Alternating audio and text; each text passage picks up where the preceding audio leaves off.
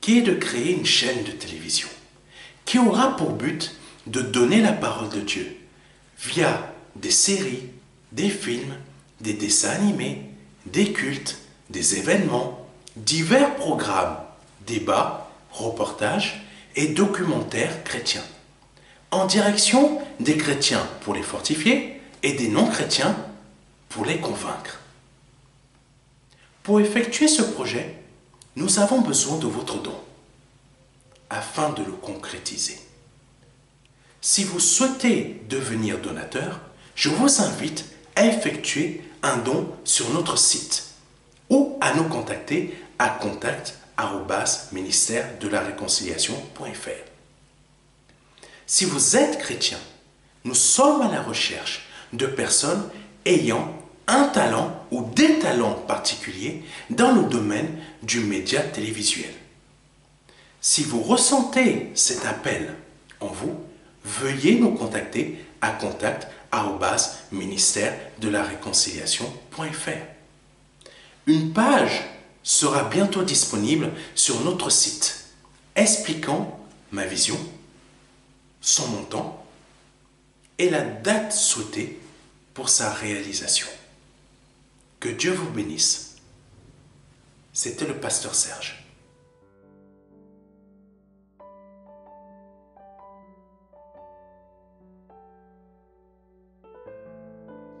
Bonjour, bienvenue à tous à la mission évangélique des éclaireurs pour Christ. En ce dimanche, sentez-vous bénis et accueillis dans la présence du Seigneur, donc veuillez vous disposer. Le couple Rében Dabia, pasteur Joël et pasteur Elsa vous passent le bonjour.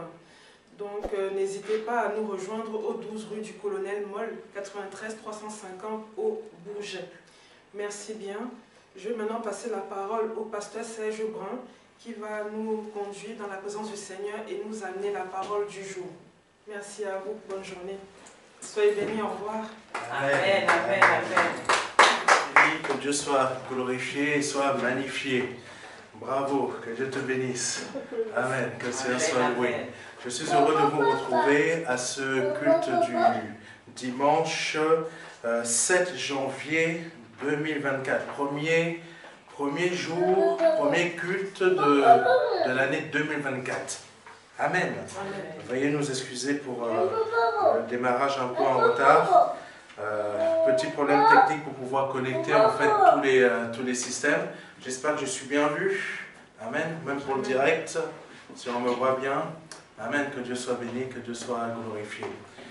Donc aujourd'hui, je vais vous inviter, c'est la première année, le premier culte de l'année 2024. Il faut toujours bien commencer. Amen. On va vraiment inviter le Saint-Esprit à nous rejoindre, parce que nous avons besoin de sa présence, surtout pour pouvoir commencer une année comme celle-ci. Amen. Pourquoi je dis une année comme celle-ci? Ça ne veut pas dire que les autres années n'étaient pas bonnes, mais il faut toujours commencer une année 2024 de la manière que Dieu veut qu'on la commence. Amen. Et je sens que cette année 2024, il y a des choses qui nous attendent. Mais ces choses vont être placées sur notre chemin et il faut être surtout bien disposé, surtout avec l'enseignement que l'on va voir aujourd'hui, pour les happer, pour les attraper. Amen. Parce que cette année, il va y avoir des choses qui seront dans notre vie. Si on n'a pas ce qu'il faut pour les attraper, nous ne les aurons pas. Amen. Ça va passer à côté de nous et nous ne nous en rendrons pas compte. Amen. Donc déjà, on va commencer par demander pardon à notre Seigneur Jésus-Christ pour tout ce que nous avons pu commettre comme péché. Et je souhaite saluer toutes les personnes qui nous rejoignent pour la première fois. Bienvenue. Je vous souhaite la bienvenue à l'église MEEC et à cette diffusion via le MDLR. Que Dieu vous bénisse et vous fortifie. Mettez-vous à votre aise.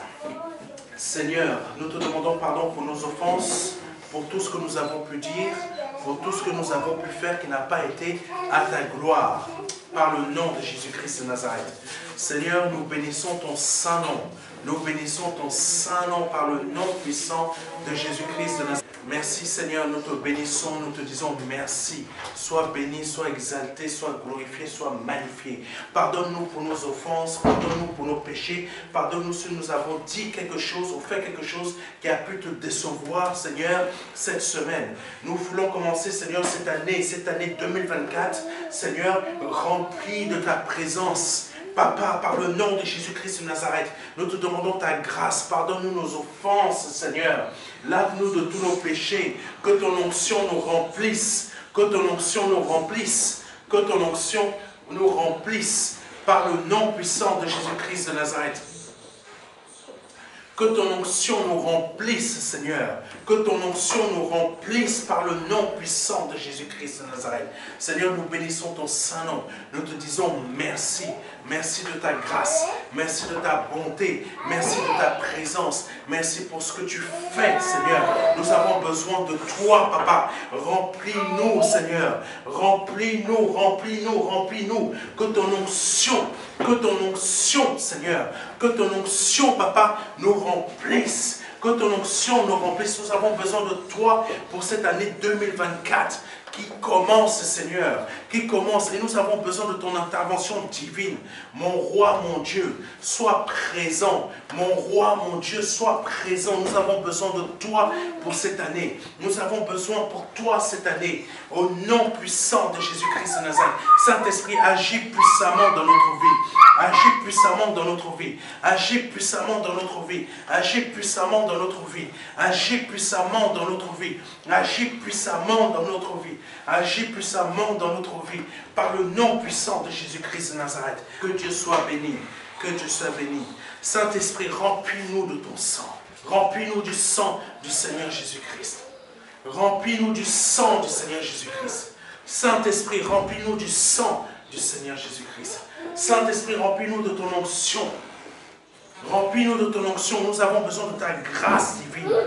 Nous avons besoin de ton intervention divine. Agis puissamment, s'il te plaît. Agis puissamment. Agis puissamment. Agis puissamment. Sois présent en ce lieu. Sois présent en ce lieu. Sois présent dans le lieu des personnes qui vont écouter ce message. Sois présent par le nom puissant de Jésus-Christ. Sois présent au nom de Jésus. Sois présent. Nous avons besoin de toi. Les personnes qui vont écouter ce message ont besoin de toi. Par le nom tout-puissant de Jésus-Christ de Nazareth, j'appelle ta grâce dans leur vie. Pour que cette année 2024, Seigneur, cette année de 2024, Papa, soit une année de bénédiction. Soit une année, Seigneur, où tu vas agir puissamment dans leur vie. Mais aussi, Père, leur montrer par le nom tout-puissant de Jésus-Christ de Nazareth qu'ils ouvrent les yeux. Qu'ils ouvrent les yeux et qu'ils ne soient plus aveugles. Nous avons besoin, Seigneur, de ton intervention. Nous avons besoin de ton intervention. Nous avons besoin de ton intervention. Nous avons besoin de ton intervention. Au nom puissant de Jésus-Christ de Nazareth. Au nom puissant de Jésus-Christ de Nazareth. Alléluia. Seigneur, merci de ton amour. Merci de ta grâce. Merci de ta bénédiction. Merci de ce que tu agis puissamment, de ce que tu fais dans notre vie. Nous avons besoin, Seigneur, d'être des personnes capables d'entendre ce que tu nous dis. Nous avons besoin de voir ce que tu nous dis. Nous avons besoin de voir ta parole qui agit puissamment en nous. Au nom puissant de Jésus-Christ de Nazareth. Nous avons besoin, Seigneur. Nous avons besoin, Seigneur. Nous avons besoin, Papa, de voir et d'entendre. Nous avons besoin de voir au nom de Jésus-Christ de Nazareth. Alléluia. Alléluia. Alléluia. Oh Seigneur, nous te prions pour que cette diffusion, là où il y a les grésillements, Seigneur, tu agisses puissamment. Tu agisses puissamment, Père. Oh, Papa, au nom de Jésus-Christ de Nazareth, agis, Père. Agis, Papa. Oh, Seigneur, tu es capable de faire quelque chose. Tu es capable d'agir et d'interagir avec tous ces matériels, pour que, papa, le son puisse être diffusé correctement, par le nom puissant de Jésus-Christ de Nazareth. Par le nom puissant de Jésus-Christ de Nazareth. Alléluia. Nous allons passer à l'enseignement et on ne va pas se laisser embêter par tout ce qui se passe là. On va rester concentré. On va aller à l'enseignement. Que Dieu soit béni. Amen. Aujourd'hui, l'enseignement que le Seigneur a mis à mon cœur a pour thème la corruption des mœurs dans l'Église. La corruption des mœurs dans l'Église. Amen. Amen, amen, amen. Alléluia. Je vais essayer de parler un peu plus fort pour le problème des grésillements qui se passent. Je ne sais pas pourquoi c'est là, mais on laisse tomber. Ça, le message du Seigneur va être transmis. Amen. Et on va le différer. Amen. Amen. Seigneur, nous te rendons grâce afin que par le nom puissant de Jésus-Christ de Nazareth, ta parole soit diffusée correctement par le nom de Jésus-Christ de Nazareth. Nous avons besoin de ton intervention, nous avons besoin de ta présence. J'en ai besoin, Seigneur, de ton onction. Je te demande d'agir puissamment par le nom puissant de Jésus-Christ. Amen. Amen. Donc, comme je le disais, le message d'aujourd'hui a pour titre la corruption des mœurs dans l'Église. Amen. Mais avant, je vais vous faire une petite théologie, avant d'aller un peu plus loin. Parce que la parole de Dieu nous parle de nos critiques. Elle nous parle de nos critiques qui sont une corruption des mœurs. Amen. Je veux que quelqu'un comprenne, quelqu'un soit attentif à ce que je viens de dire. Parce que les critiques sont des corruptions des mœurs. Amen. On va aller plus en détail tout à l'heure. Mais parfois, on critique parce que l'on ne connaît pas. Amen. Parfois, on critique parce qu'on ne sait pas, parce qu'on ne comprend pas, ou parce qu'on n'a pas encore l'intelligence spirituelle assez développée pour pouvoir comprendre des choses. Amen. Donc, je vais vous faire une petite théologie. Une courte théologie. Ça concerne ce que les gens disent qui parlent des cheveux longs pour les hommes. Vous allez être surpris. Amen. C'est une théologie. Vous êtes nombreux à me parler de cheveux longs par rapport à 1 Corinthiens 11, verset 14 qui dit « C'est une honte pour l'homme de porter des cheveux longs. La nature vous apprend cela. » Amen. C'est marqué. Amen. C'est une honte pour l'homme de porter des cheveux longs. La nature vous apprend cela. Amen. Il est très important de pouvoir comprendre ce que je vais vous dire aujourd'hui.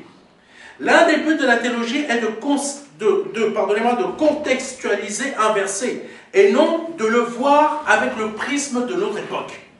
Amen. Pourquoi? Parce que beaucoup d'entre nous, nous lisons les versets et nous les regardons avec le prisme de notre époque. Et en regardant avec le prisme de notre époque, qu'est-ce que ça va créer en nous? Ça va créer en nous des critiques. Par exemple, le pasteur Serge a des cheveux longs, donc il ira en enfer. Ok, heureusement que vous n'êtes pas Dieu. Continuons. Donc, le but de la théologie, c'est de contextualiser un verset, de le ramener à son contexte. Si je pose la question suivante à des personnes différentes, c'est quoi avoir des cheveux longs pour toi? Amen. Ou à partir de quelle longueur de cheveux, pour toi, cela représente les cheveux longs? Amen. Je peux poser ce type de questions. Plusieurs personnes vont me donner des réponses différentes. Oh, ben bon, je m'en fous, c'est pas grave, il peut faire sa vie. Ou, toi, tu c'est long pour moi, quand c'est long, c'est à peine ça, 1 centimètre. D'autres, ça va faire comme ça, d'autres, ça va faire là. Tout le monde a une image. Amen. Maintenant, revenons à notre verset de 1 Corinthiens chapitre 11, verset 14. Ça a à voir avec l'enseignement d'aujourd'hui, vous allez comprendre. Parce que les critiques ont à voir avec la corruption des mœurs. Amen. La corruption des mœurs, c'est très important, comprenez-moi bien.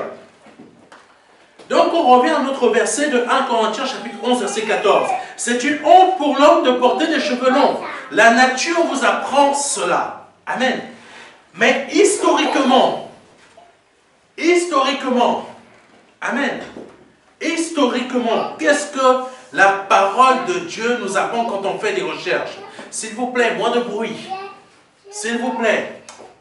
Veuillez m'excuser pour le direct, moins de bruit. Amen. Mais historiquement, qu'est-ce que la parole de Dieu nous apprend? Quand on fait des recherches par rapport à un verset, comprenez-moi bien. Il faut savoir que les hommes juifs, au temps où le Seigneur était sur la terre, et même bien avant sa présence sur la terre, avaient des cheveux longs jusqu'aux épaules. Amen. Or, là, ça vous choque, hein? Historiquement, les hommes, au temps du Seigneur Jésus-Christ, quand il était sur la terre, ils avaient des cheveux longs jusqu'aux épaules. Et surtout les Nazaréens. Et Jésus venait d'où? De Nazareth. Donc, il est plausible que le Seigneur ait eu des cheveux longs jusqu'ici. Jusqu'au niveau des épaules. Amen. Donc, quand on critique, on est dans la corruption des mœurs. On ne comprend pas. Parce qu'on ne sait pas. Donc, je continue. Le but de ce verset, de 1 Corinthiens 11, verset 14, n'est pas centré sur la longueur la longueur des cheveux des hommes dans la réalité. Amen. Le but de ce verset, mais on va me dire, mais pasteur, tu racontes n'importe quoi. Non, c'est parce que tu n'as pas la bonne traduction. Tu n'as pas la bonne traduction, c'est pour ça que tu penses que ce verset te dit que les hommes ne doivent pas avoir de cheveux longs. Parce que la traduction que nous avons dit cela. Mais le texte original ne dit pas ça. C'est pour ça que je vous ai dit, il est important de comprendre ce que le Seigneur veut nous apprendre. Et quand on ne comprend pas, ou que l'on ne sait pas, ou que l'on n'a pas l'intelligence ouverte, là, on arrive dans des erreurs. Amen. Comme il y en a plein qui disent que si tu ne donnes pas ta dîme, tu vas aller en enfer. Ah bon, c'est nouveau ça. Ce n'est pas marqué dans la parole de Dieu. Amen. Donc je continue. Donc le but de ce verset n'est pas centré sur la longueur de nos cheveux en tant qu'homme, mais sur la féminisation de l'homme qui décorait ses cheveux comme les femmes. Amen. Historiquement, les hommes avaient des cheveux longs. Ce n'était pas une honte. Ce qui devenait une honte, c'est que les hommes commençaient à décorer leurs cheveux, comme c'était le cas pour les femmes de cette époque. Des parures. C'est pour ça que l'apôtre Paul, il avait dit, ne vous mettez pas de parures, tout ça, des bracelets, ou je ne sais pas quoi, des trucs en or. Mais c'était pour les femmes qui disaient ça. Mais certains hommes le faisaient. Amen. Ils ne parlaient pas dans la réalité des cheveux longs, mais de féminiser. Amen. Je continue.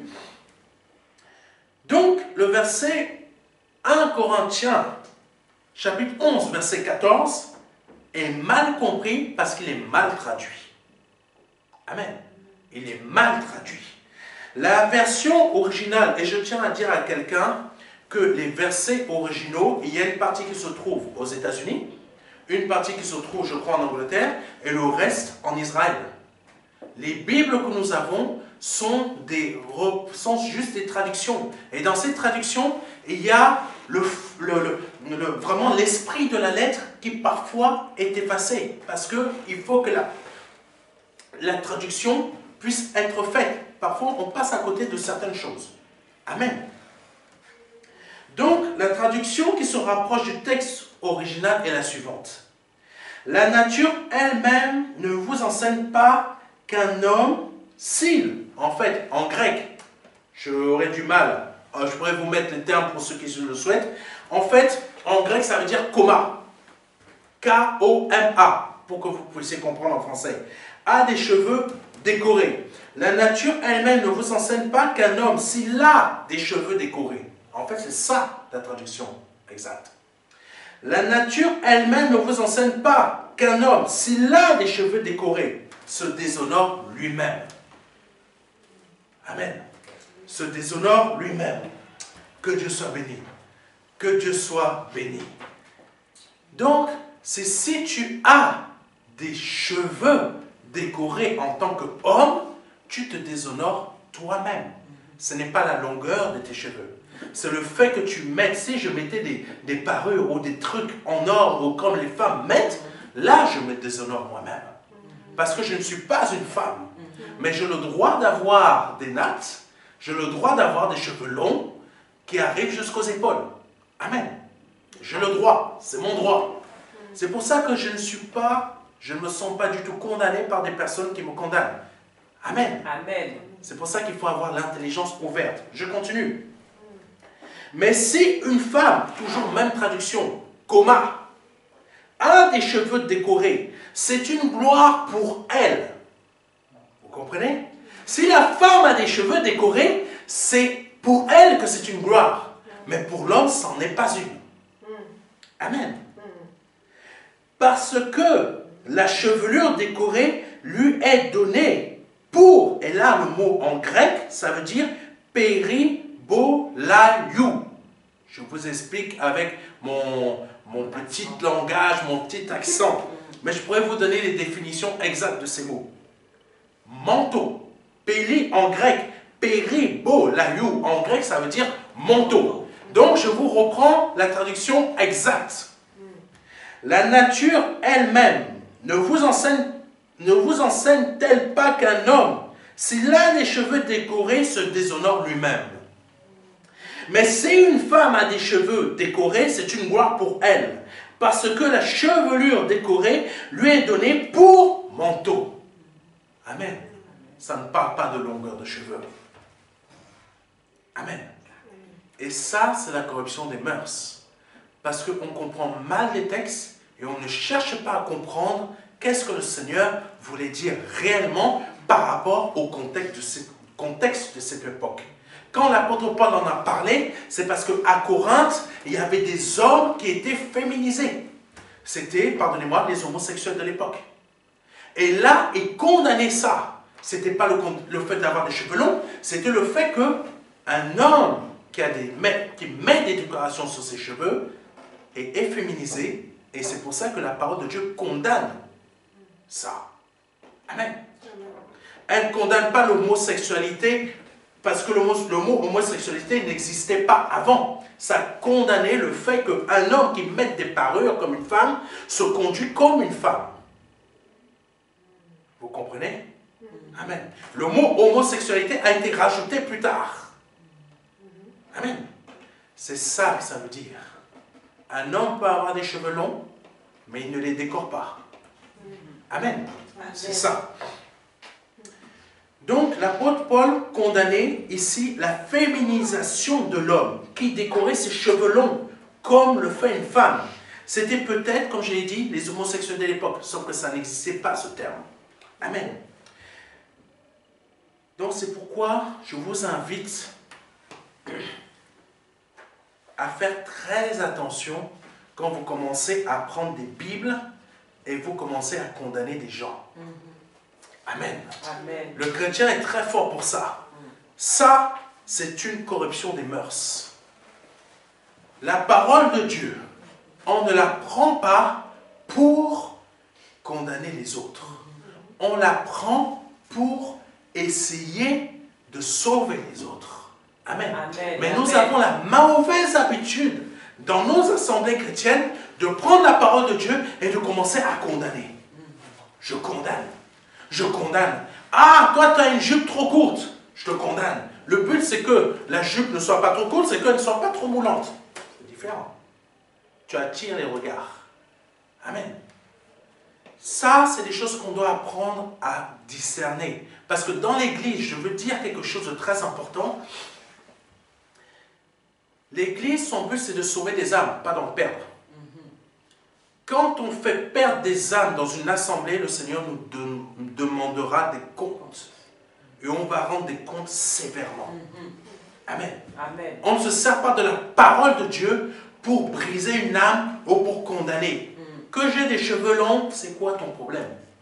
Qu'une femme vienne habillée en pantalon, c'est quoi ton problème?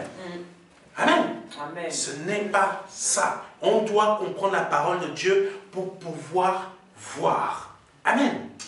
Donc, allons maintenant en profondeur dans l'enseignement d'aujourd'hui. Amen.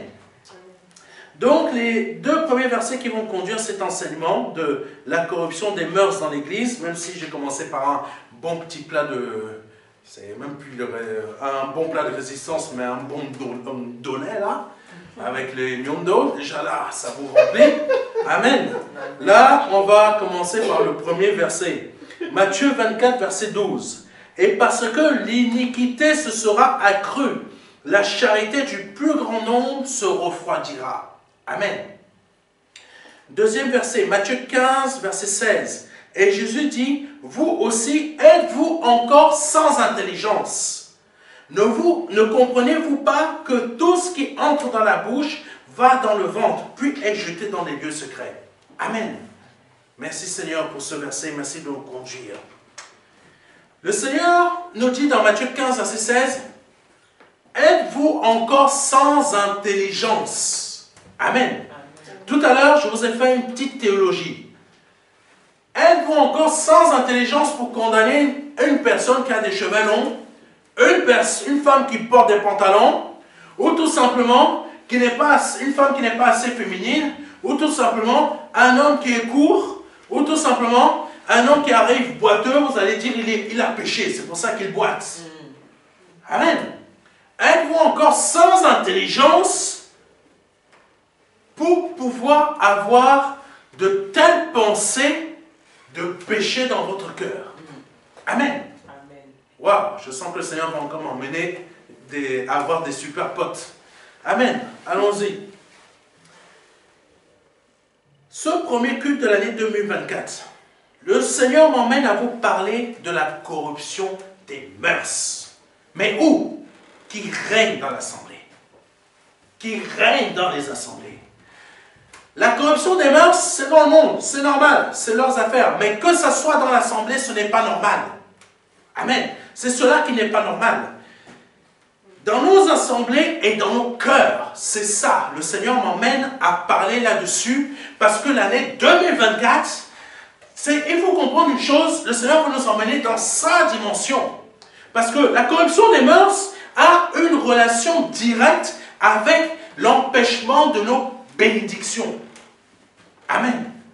On se pose beaucoup de questions, mais pourquoi je ne suis pas béni? Mais regarde directement la corruption de tes mœurs qui est à l'intérieur de toi. Amen. Amen. La corruption de tes mœurs qui est à l'intérieur de toi. Commence à regarder ça en premier. Avant d'aller chercher le pasteur pour dire, pasteur, je ne reçois pas telle bénédiction, telle bénédiction. Non, ce n'est pas le pasteur qui va changer, qui va faire que tu aies des bénédictions. C'est toi déjà qui dois changer le cœur, ton cœur, pour cette année de 2024, si tu veux vraiment correspondre à la dimension de Dieu. Amen. Amen. Car le projet de Dieu pour nous est de nous rendre prospères et capables de multiplier dans cette année 2024.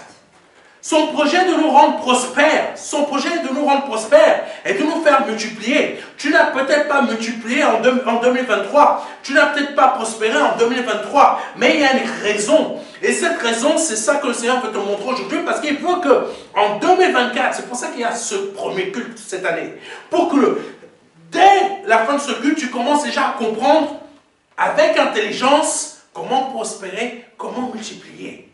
Amen. Je sens que cette année est une année où nous allons voir et avoir de grands changements. Amen. De grands changements de destinée.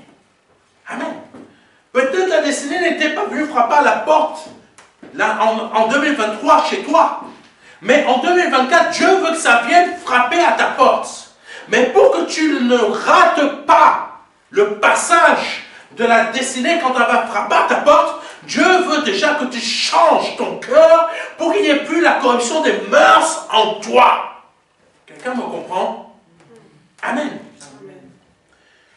Oh Jésus. Donc, le Seigneur a prévu de grands changements de destinée. Mais nous devons changer notre situation. Nous devons changer notre cœur individuellement et collectivement. Car Jésus-Christ avance déjà ses pions pour revenir. Il faut le savoir.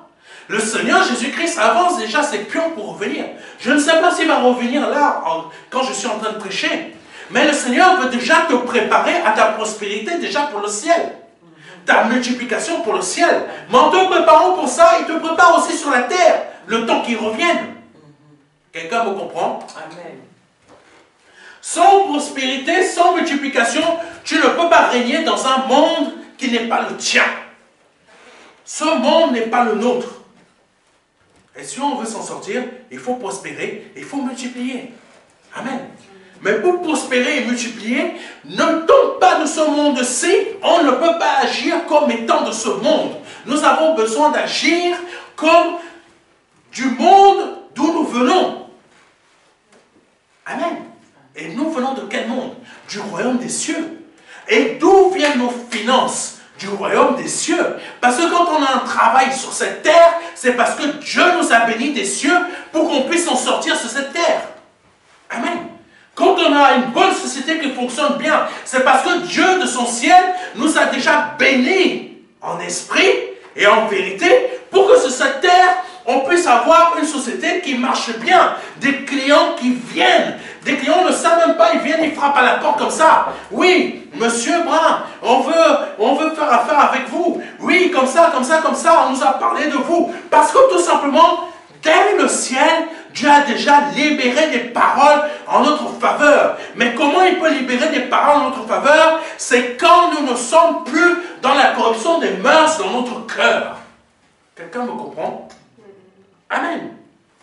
C'est pareil pour faire notre vie de couple. C'est pareil pour avoir des enfants. C'est pareil pour avoir tel avancement dans notre vie. C'est la même chose. C'est Dieu qui libère une parole, mais Dieu la libère que quand nous sommes hors de la corruption des mœurs. Amen. J'espère que quelqu'un me comprend. Amen. Donc Jésus-Christ avance en plaçant ses pions. Amen. Mais Satan travaille aussi pour détruire des âmes. Lui aussi, il travaille.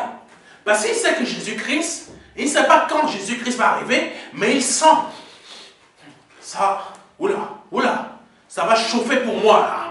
Ça va commencer à chauffer pour moi. C'est ce qu'il se dit. Parce que quand le Seigneur a dit, j'ai vu Satan tomber comme une éclair sur la terre, mais Satan sait que là, sa fin, elle est là. Amen. Nous sommes à une époque où nous ne savons plus partager et communier ensemble, car notre amour a changé de place ou de direction. Amen. Nous ne savons plus communier ensemble. Passons du temps dans la prière ensemble. On devrait être nombreux. Comme dans les actes des apôtres, on se réunit, non pour aller manger ensemble, non pour aller critiquer quelqu'un. Oh, la sœur, elle est comme ça. Oh, le frère, il est comme ça. Oh, le pasteur, il est comme ça. Oh, titi, ta.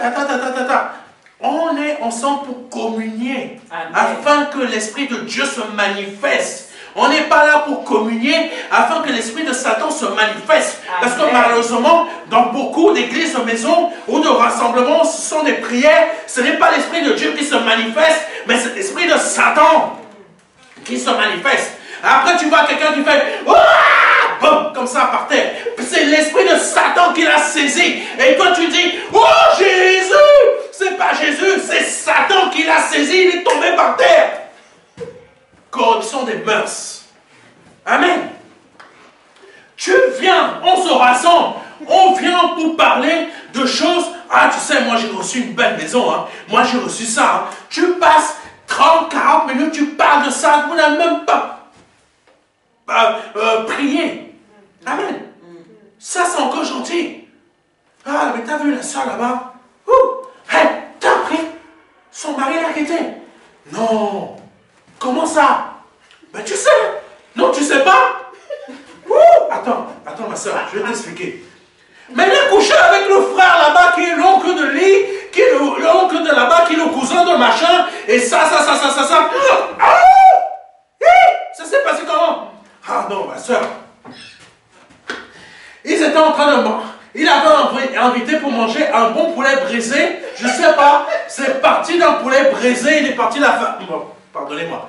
Il est parti faire des choses là-bas, dans une autre pièce. Je caricature, hein. Bien comme il faut, hein.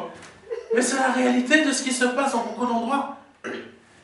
Quand j'étais enfant, dans l'église, qu'est-ce qui se produisait? Corruption des mœurs. Les gens, au lieu de se de se rassembler. Il y en avait une qui venait avec un ciseau pour en découdre. L'autre qui venait avec, qui prenait un seau dans un endroit pour aller frapper l'autre comme ça derrière le dos. Dans l'église. Dans l'église. Ici en France, il y en a qui te volent ton argent. Ils te disent qu'ils vont faire des travaux, mais ils t'ont déjà pris l'argent. Et où ils t'ont fait croire que ça. Mais en fait, ils sont en train de gagner de l'argent sur ton dos. Corruption des mœurs. On doit communier ensemble pour faire venir l'Esprit de Dieu. Mais beaucoup, on se réunit, c'est l'Esprit de Satan qui se manifeste. L'Esprit de Dieu, c'est quoi? C'est un esprit. Satan, c'est quoi? C'est un esprit. Donc Satan peut se manifester aussi de la même manière. Oh, je vais les faire croire que c'est Dieu. Non, c'est Satan. Amen. Alléluia. Donc, nous ne savons plus partager et communier ensemble. Car notre amour a changé de place ou de direction. Amen. La parole de Dieu nous dit dans Matthieu chapitre 24, verset 12. Et parce que l'iniquité se sera accrue, la charité du plus grand nombre se refroidira. Amen. Je reprends Matthieu chapitre 24, verset 12. Et parce que l'iniquité se sera accrue, la charité du plus grand nombre se refroidira. Amen. La charité du plus grand nombre se refroidira. Ce mot refroidir a un sens bien précis. Ça veut dire que l'amour s'est effacé. Amen. On communie ensemble, mais dans les faits, nous ne sommes pas ensemble. Amen. Parfois, nous organisons des agapés. Venez, on va communier ensemble, on va passer du temps ensemble. Mais celui avec qui tu partages le pain n'est pas avec toi. Amen. Amen. Vrai. Vous pouvez être sur la table, mais celui qui va partager le pain avec toi n'est pas avec toi. On voit Judas. Ben oui. Amen. Combien sont comme ça dans nos assemblées? Tu crois que le frère ou la soeur est avec toi, elle partage le pain avec toi, mais dans les faits, la personne est en train de te faire des coups derrière le dos et tu ne t'en rends même pas compte. Et un jour tu apprends, non, il ou elle m'a fait ça, mais il ou elle quand elle était là, toi tu pensais que la personne était avec toi, mais dans son esprit elle était déjà en train de préparer son plan. Et un jour comme ça, tu arrives, tu découvres, parce que quelqu'un t'a dit, quelqu'un t'a appris. Amen. C'est pas parce que quelqu'un mange le pain avec toi et qu'il rigole avec toi que la personne est avec toi. C'est pas parce que la personne est africaine, elle est noire comme toi, qu'elle va manger, qu'elle est avec toi. Amen. Il y a une expression au Cameroun, c'est que quand tu as deux chemins, pardonnez-moi si je tords le sens, tu as deux chemins. Tu as le chemin où tu vois l'animal, les traces de l'animal, tu as le chemin où tu vois les traces des pas de l'homme. Vaut mieux prendre le chemin des traces de l'animal, parce qu'au moins l'animal ne t'attendra pas en cachette pour te tuer. Par contre, l'homme est assez intelligent pour le faire. Amen. Amen. Oh, Seigneur. L'iniquité a pris beaucoup de place en Église, sans que cela ne dérange plus grand monde. Amen. Parce que dans Matthieu 24, verset 12, on nous parle de l'iniquité et de la charité qui s'est refroidie. Par contre, l'iniquité a augmenté. La charité, elle a diminué. Ça revient à quoi? Le péché augmente et l'amour diminue. Amen. L'iniquité a pris beaucoup de place dans l'Église, sans que cela ne dérange plus grand monde. Des choses qui ne se faisaient presque pas avant dans des assemblées, maintenant cela se produit. Amen. Maintenant cela se produit. Des choses qui ne pouvaient pas se produire avant dans les assemblées, dans les années 80, dans les années 90, en 2023, 2024, ce sont des choses qui se produisent. Amen. Amen. Essaye de divorcer en 1980 dans une assemblée. Tu vas voir comment le pasteur va te prendre. Et il va te mettre à l'arrière de la salle. Et il va te dire, tu passes en correctionnel. Aujourd'hui, dans l'assemblée, La sœur, elle a divorcé. Ah, le frère a divorcé. Bon, pasteur, je ne peux pas rester toute seule là. Là, vraiment, c'est difficile. Je veux me remarier. Le pasteur va te bénir. Dans les années 80, il ne t'aurait pas béni. C'est sûr. Amen.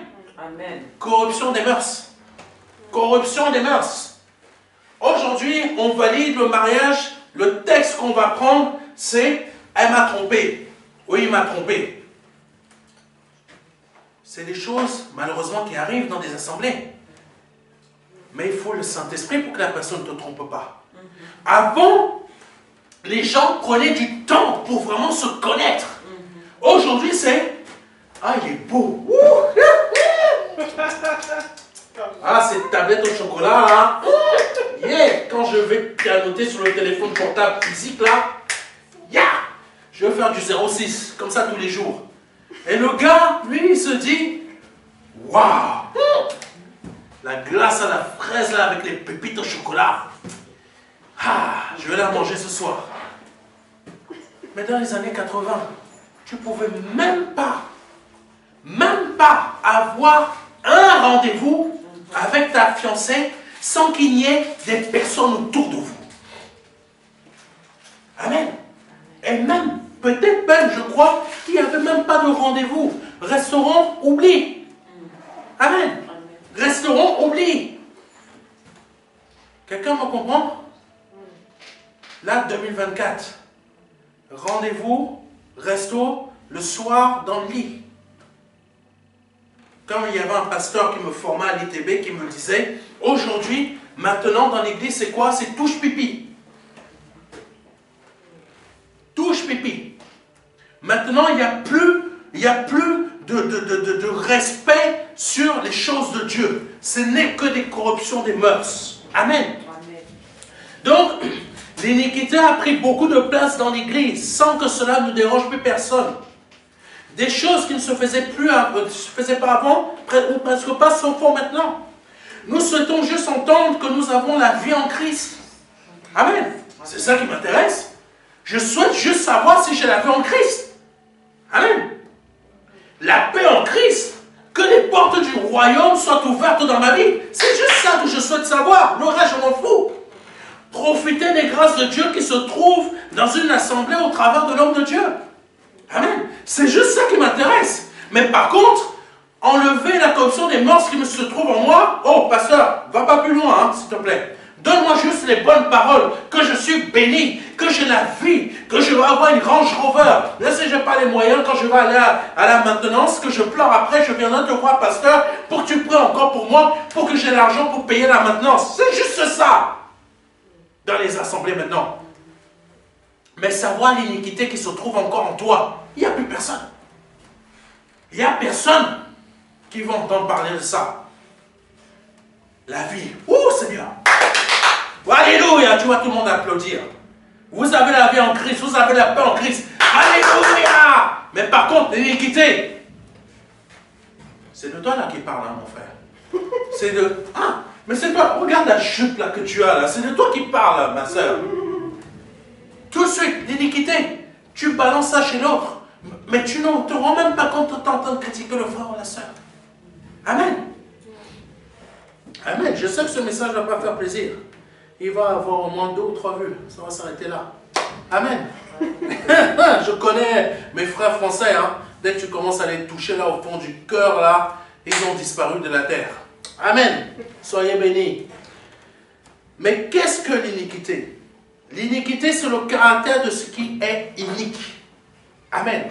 De ce qui est inique, injuste et d'une injustice grave. Mais c'est aussi ce qui est un acte commis contrairement à la justice et à l'équité. Amen.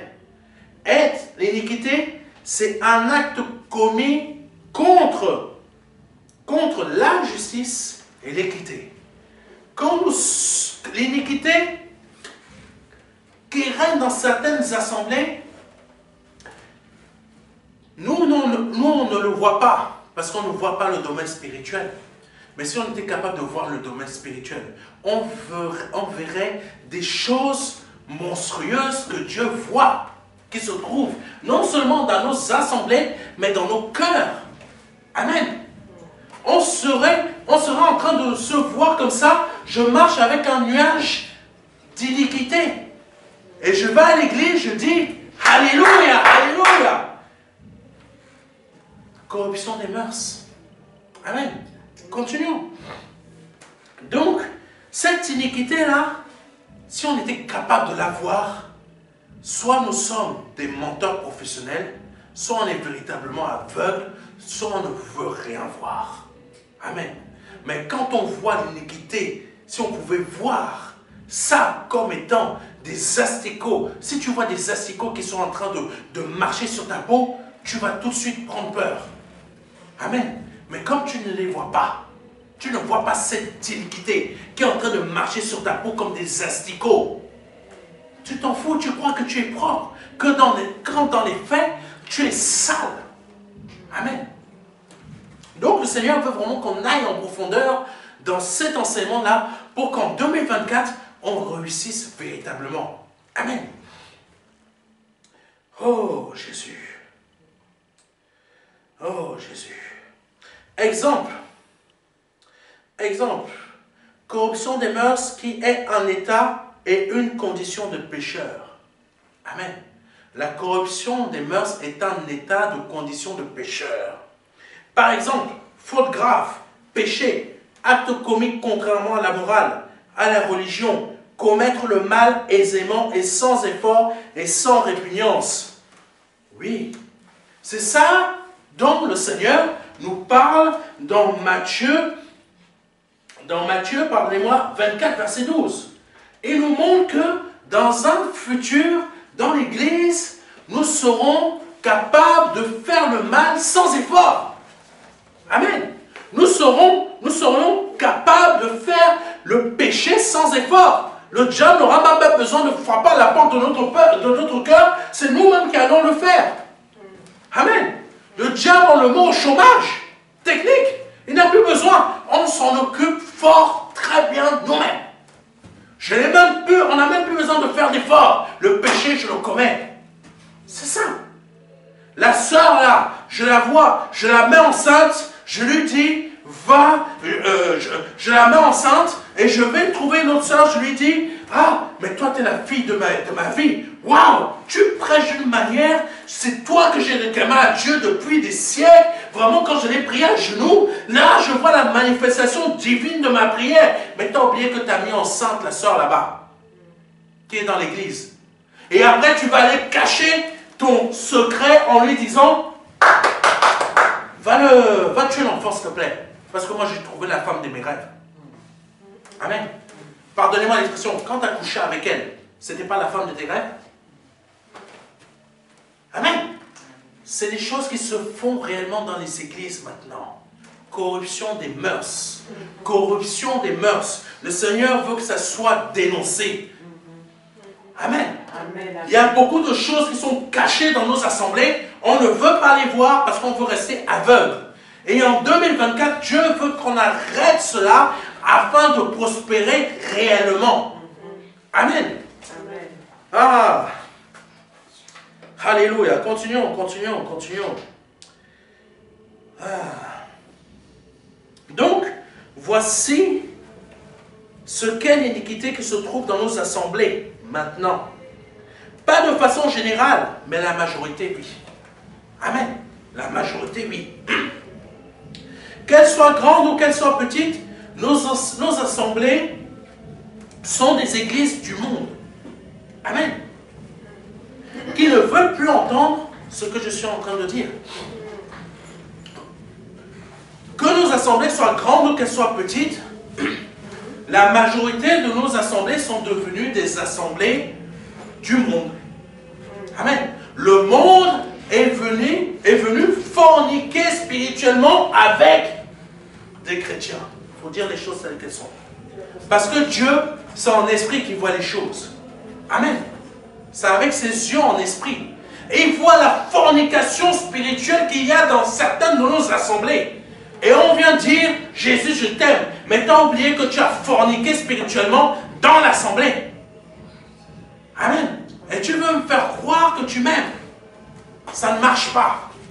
Amen. Oh Jésus, Jésus, Jésus. Maintenant, on rentre vraiment dans le cœur de l'enseignement. Là, on va me dire, mais ça, c'était quoi, pasteur? Ben, ça, c'était juste l'entrée. Amen. En ce premier culte de l'année 2024, je souhaite vous faire accéder à la dimension de Dieu. La dimension pour que le diable ne puisse plus vous tromper. Amen. Je souhaite vous faire entrer en 2024 dans la dimension de Dieu, pour que le diable ne puisse plus abuser de vous, mais dans vos pensées.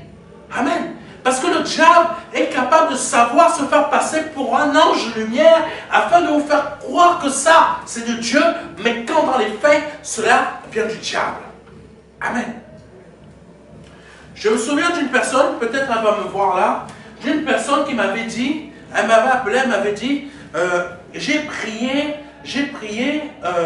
en fait, il faut prier pour les âmes qui sont vivantes, pour dire que la paix de Christ vraiment soit en eux. Mais elle a prié pour des âmes qui étaient mortes en enfer. Comprenez? Elle a décidé, j'appelle ça de la sorcellerie, hein, mais elle a décidé de prier pour des âmes qui se trouvent dans le séjour des morts. Bon, petite parenthèse. Beaucoup de gens, vous voyez leurs vidéos qui disent « J'ai vu l'enfer, Jésus est venu me chercher ». Mais c'est impossible que les gens puissent voir l'enfer. Je vais vous expliquer pourquoi. L'enfer n'est pas encore ouvert. L'enfer, il n'y a encore personne là-bas. Vous pouvez chercher, hein. Il n'y a encore personne. Pourquoi? Parce qu'il est dit dans l'Apocalypse que c'est quand il y aura le jugement que les anges déchus, les anges de Satan et lui-même seront jetés dedans. Plus le séjour des morts, plus la mort, plus les gens qui ont désobéi. Mais à cette heure-ci, personne n'est en enfer. Vous savez où sont les personnes qui ont péché et qui sont morts sans Christ? Ils se trouvent dans le séjour des morts.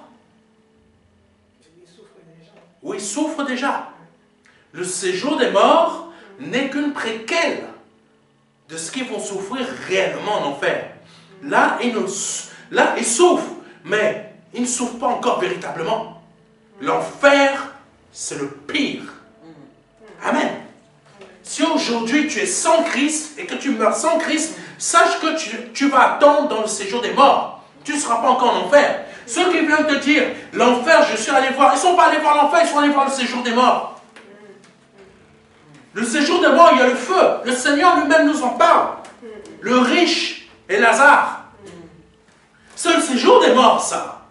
Amen. Mais l'enfer, c'est pire. Amen.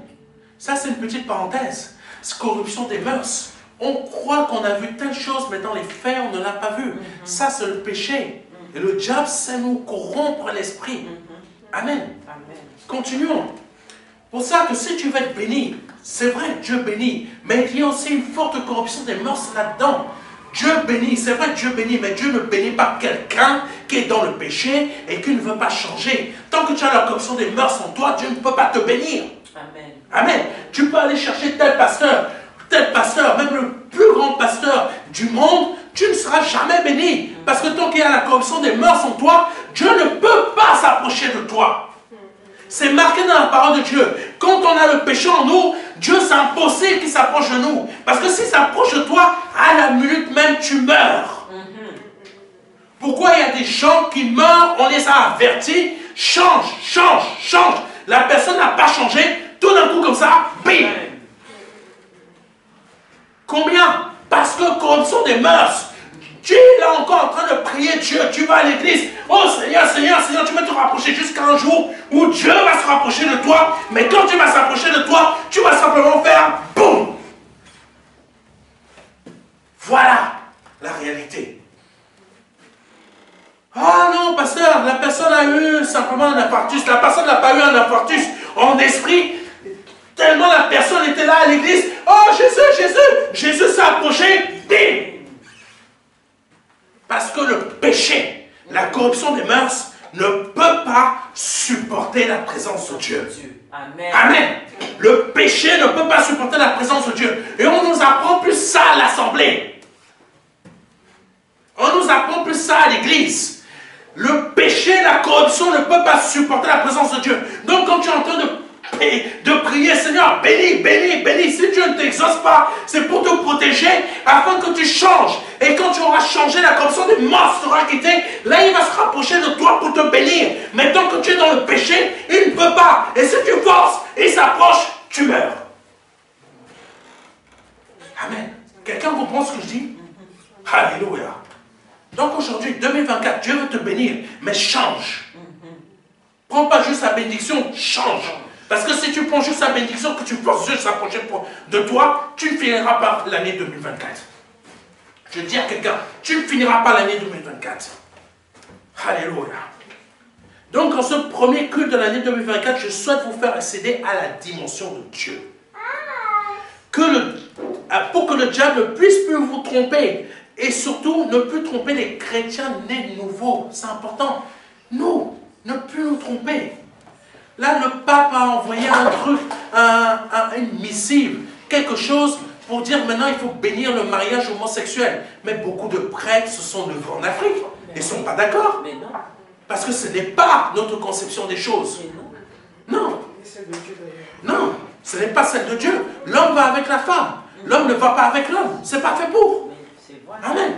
La femme ne va pas avec la femme. Ce n'est pas fait pour.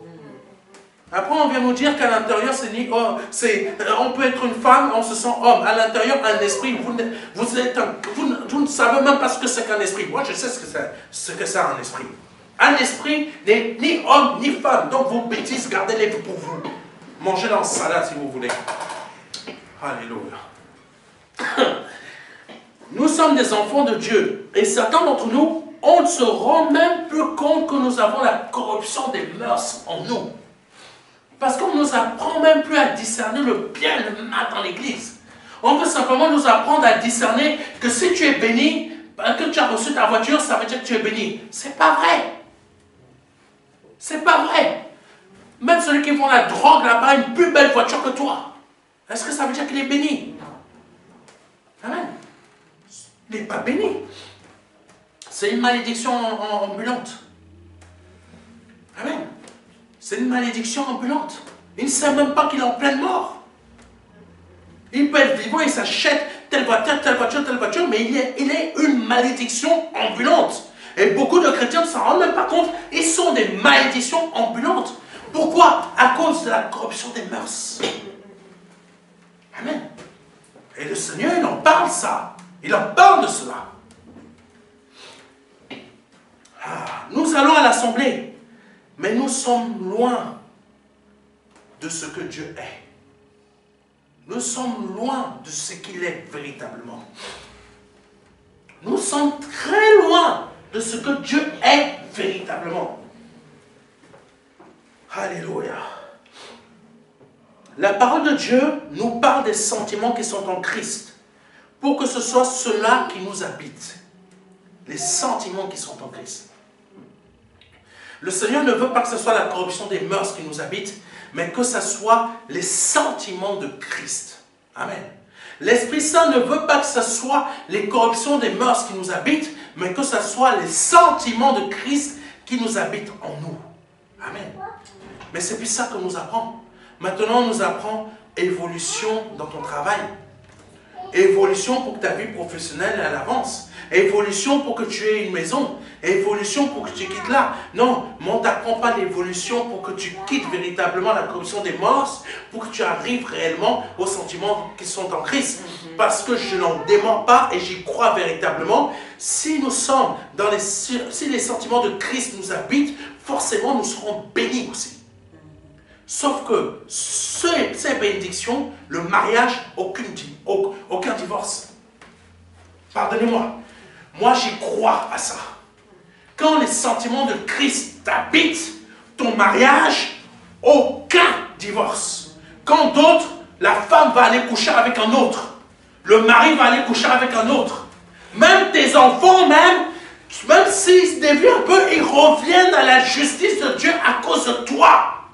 Parce que tu as les sentiments. Moi, j'y crois à 100% à ça.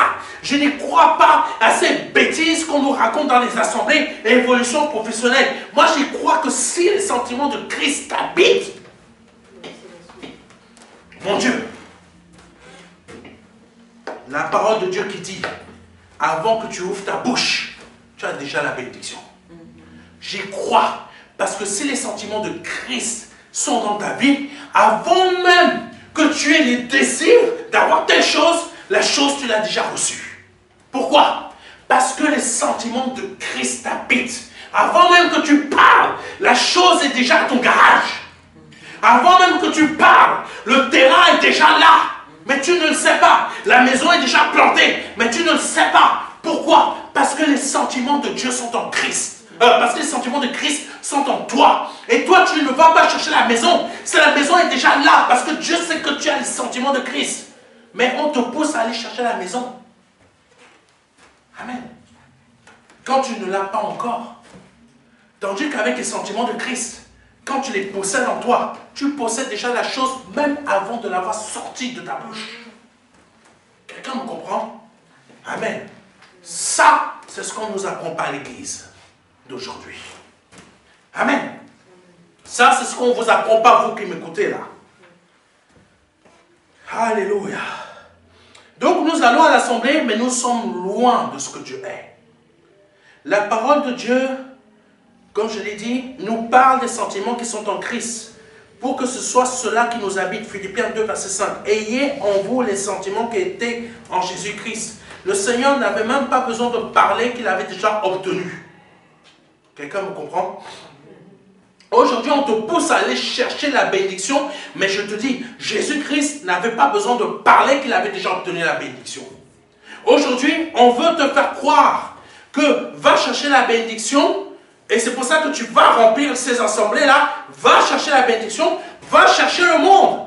C'est ça qu'on t'apprend, corruption des mœurs. C'est ça tout simplement qu'on t'apprend. Va chercher le monde. Mais Jésus n'avait pas besoin d'aller chercher le monde, puisque tout ce qui était sur cette terre l'appartenait. Il n'avait pas besoin de dire un mot, il possédait déjà la chose. Amen. Ça, c'est à ça que le Seigneur va vous emmener au travers de moi, afin que vous soyez réellement bénis. Amen. C'est différent de ce qu'on nous apprend aujourd'hui. Alléluia. Continuons. Mais dans ce siècle présent, qu'est-ce qui nous habite? Qu'est-ce qui nous habite dans ce siècle présent? Ce ne sont pas les sentiments qui sont en Christ, mais c'est la corruption des mœurs. Mais c'est la corruption des mœurs. Et c'est pour cela que la plupart des chrétiens et des personnes qui sont à l'assemblée ne sont pas bénis. Ne sont pas bénis. Amen. Amen. Amen. La plupart des chrétiens qui sont dans nos assemblées, qui se donnent à Jésus-Christ, c'est pour ça qu'elles ne sont pas bénies. C'est pour ça qu'elles ne prospèrent pas. C'est pour ça qu'elles ne multiplient pas. Si aujourd'hui tu ne prospères pas et que tu ne multiplies pas, c'est parce que la corruption des mœurs t'habite et que tu n'as pas les sentiments de Christ en toi. La corruption des mœurs que tu vas quand tu vas à l'assemblée, tu es en train d'écouter le pasteur qui va dire va chercher les bénédictions, va donner ta dîme pour que tu aies cette bénédiction, va donner cette offrande, donne comme ça, fais comme ça. Fais comme si, suis les 7 étapes que je te donne, tu vas être béni. Mais Jésus n'avait besoin d'aucun de tout ça. Jésus avait juste besoin d'une seule chose, les sentiments du Père qui soient en lui. Et sans faire quoi que ce soit. Parce que Dieu est très fort. Dieu du ciel est capable de créer des opportunités dans ta vie. Tu as le désir de créer une société. Tu mets ça entre les mains de Dieu. Mais je t'assure, si tu as les sentiments de Christ t'habite, je t'assure, Dieu est vivant. Du ciel, Dieu va créer une opportunité qui va faire que sur la terre, il y ait quelqu'un qui te donne l'opportunité d'être. Alléluia. Qu'il soit ton premier contrat. Qu'il soit ton premier client. Je ne sais pas, je parle à quelqu'un ou je parle à des morts. Alléluia. Aujourd'hui, on nous pousse à chercher des bénédictions comme dans les faits. Si nous sommes dans les sentiments qui sont à Christ, on a déjà ces bénédictions. L'opportunité va se présenter. Quand on va frapper à la porte va nous être ouverte. Amen. Quand on va dire Oui. D'accord, ok. Et toi, tu fais quelque société? Plutôt. Et toi, tu as une société? Oui. Tu es dans quel domaine? Mais je m'occupe du ménage, de tout ce genre de choses. On s'occupe du nettoyage de surface, etc. Mais tu sais, je suis à la recherche actuellement d'une société qui pourrait faire ça pour mes différents magasins qui se trouvent aux Champs-Élysées. Ah bon? Ça t'intéresse? Oui. Est-ce que tu peux me proposer un devis? Opportunité de Dieu. Pourquoi? Parce que tout simplement, les sentiments qui sont en Christ habitent. Tu n'es pas allé chercher ça. Il y a eu une opportunité qui a fait que tu sois à cet endroit-là, au bon moment, à l'endroit précis, pour que cette personne puisse venir te parler. Le mariage, c'est pareil. Amen. Les opportunités en tout genre, c'est pareil. Amen. C'est ça, la vérité. C'est ça. C'est parce qu'on veut nous sortir dans des assemblées. Voici 4 étapes. Voici 10 étapes. Mais au bout de 10 étapes, là, c'est la plus importante. Donne une dîme de 10 000 euros. Waouh. Bon, je continue. Les résurrections des morts. Les résurrections des morts, nous ne les voyons plus. Les guérisons miraculeuses, on ne les voit plus non plus. Les prodiges, on ne les voit pas. Mais par contre, nous voyons les prodiges du diable. Nous voyons fort bien les prodiges du diable via l'intelligence artificielle. Amen. Dans le domaine de la médecine, dans le domaine de la cécité pour rendre la vue. Amen. Dans le domaine de la parole pour te permettre de reparler à nouveau. Dans le domaine de l'ouïe pour te permettre d'entendre à nouveau. Et bien d'autres choses. Oui, tous ces miracles dont la parole parle, c'est ça. Ne vous attendez pas forcément à ce que ce soit des faux pasteurs, des faux docteurs. Non. Intelligence artificielle, vous allez les adorer. Oui, les chrétiens les adorent déjà. C'est le 666. Ils adorent déjà. T'as vu, c'est vrai, c'est des progrès. Mais le but est que tu oublies que Dieu est capable de te guérir miraculeusement. Le but, c'est ça, que tu n'y crois plus. Maintenant, il y a l'intelligence artificielle qui va faire qu'on va te réparer ça rapidement, très vite. Tu vas ressortir de là, Donc, tu ne vas plus rien demander à Dieu. Et si tu ne demandes plus à quoi? À Dieu. Le but du diable, c'est quoi? Que tu ne pries plus. Parce que prier, c'est une action impactante qui se produit dans ta vie afin que tu reçoives quelque chose. Mais tu ne la reçois que quand tu as les sentiments de Christ en toi et que la corruption des mœurs ne t'habite pas. Amen. Et ça, le diable le sait. Alléluia. Donc, et quand nous voyons le diable agir par ces différentes actions qui sont l'intelligence artificielle et d'autres, que disons-nous? On dit Amen à Satan. On dit Amen à Satan. Dans nos réunions de prière de beaucoup d'églises, maintenant, on ne nous apprend plus à discerner les esprits ou les choses. On va prier pour que ta situation financière s'améliore. On ne va pas prier pour que ta situation spirituelle s'améliore. On s'en fout. Ta situation spirituelle, on s'en... Excuse-moi frère, je m'en tape. Moi, je veux juste prier pour ta situation financière, pas spirituelle. En gros, c'est ça. C'est ça maintenant. On n'essaie même plus d'améliorer nos pensées. On n'essaie même plus de changer nos façons de faire. On n'essaie même plus d'être libéré de la pornographie, d'être libéré de la masturbation, d'être libéré de la sorcellerie, d'être libéré de telles choses qui dominent sur nous. On n'essaie même plus d'être libéré de la cigarette, d'être libéré de la drogue, d'être libéré de telles choses. Amen. Il y a certaines associations qui viennent de certains pays, je ne sais plus lesquelles, certains des États-Unis, elles viennent, elles te font payer, en fait, leur gagne-pain c'est de faire venir les homosexuels, dans cette assemblée et de leur faire payer des frais de délivrance. 150 € la semaine. Et on lui fait souffrir. Hein? C'est pas ça la délivrance. Si tu veux être libéré de l'homosexualité, Jésus peut t'en libérer. Mais il ne te demandera jamais de payer quoi que ce soit. Jésus peut t'en libérer et il ne te fera pas souffrir. Comme ces associations. Jésus peut t'en libérer. Aujourd'hui, tu veux être libéré de cette corruption des mœurs. Oui, c'est une corruption des mœurs. On n'ose plus le dire. Ici en France, parce qu'on a peur d'être condamné. C'est pas grave. Je dis la vérité. On a peur de dire des choses maintenant. C'est une corruption des mœurs. Amen. Mais si tu veux en être libéré, Jésus peut t'en libérer sans que tu payes quoi que ce soit. Il a déjà payé pour toi en versant son sang. Amen, à la croix. Et il ne te fera pas souffrir comme ces associations qui te prient de manger ou je ne sais pas quoi, etc. Non, ça part tout seul. Ça part tout seul. Parce que la personne veut arrêter. Amen. Aussi simple que ça. Mais quand tu dis la vérité, ça ne plaît pas. Amen. Donc on dit Amen à Satan. Pourquoi?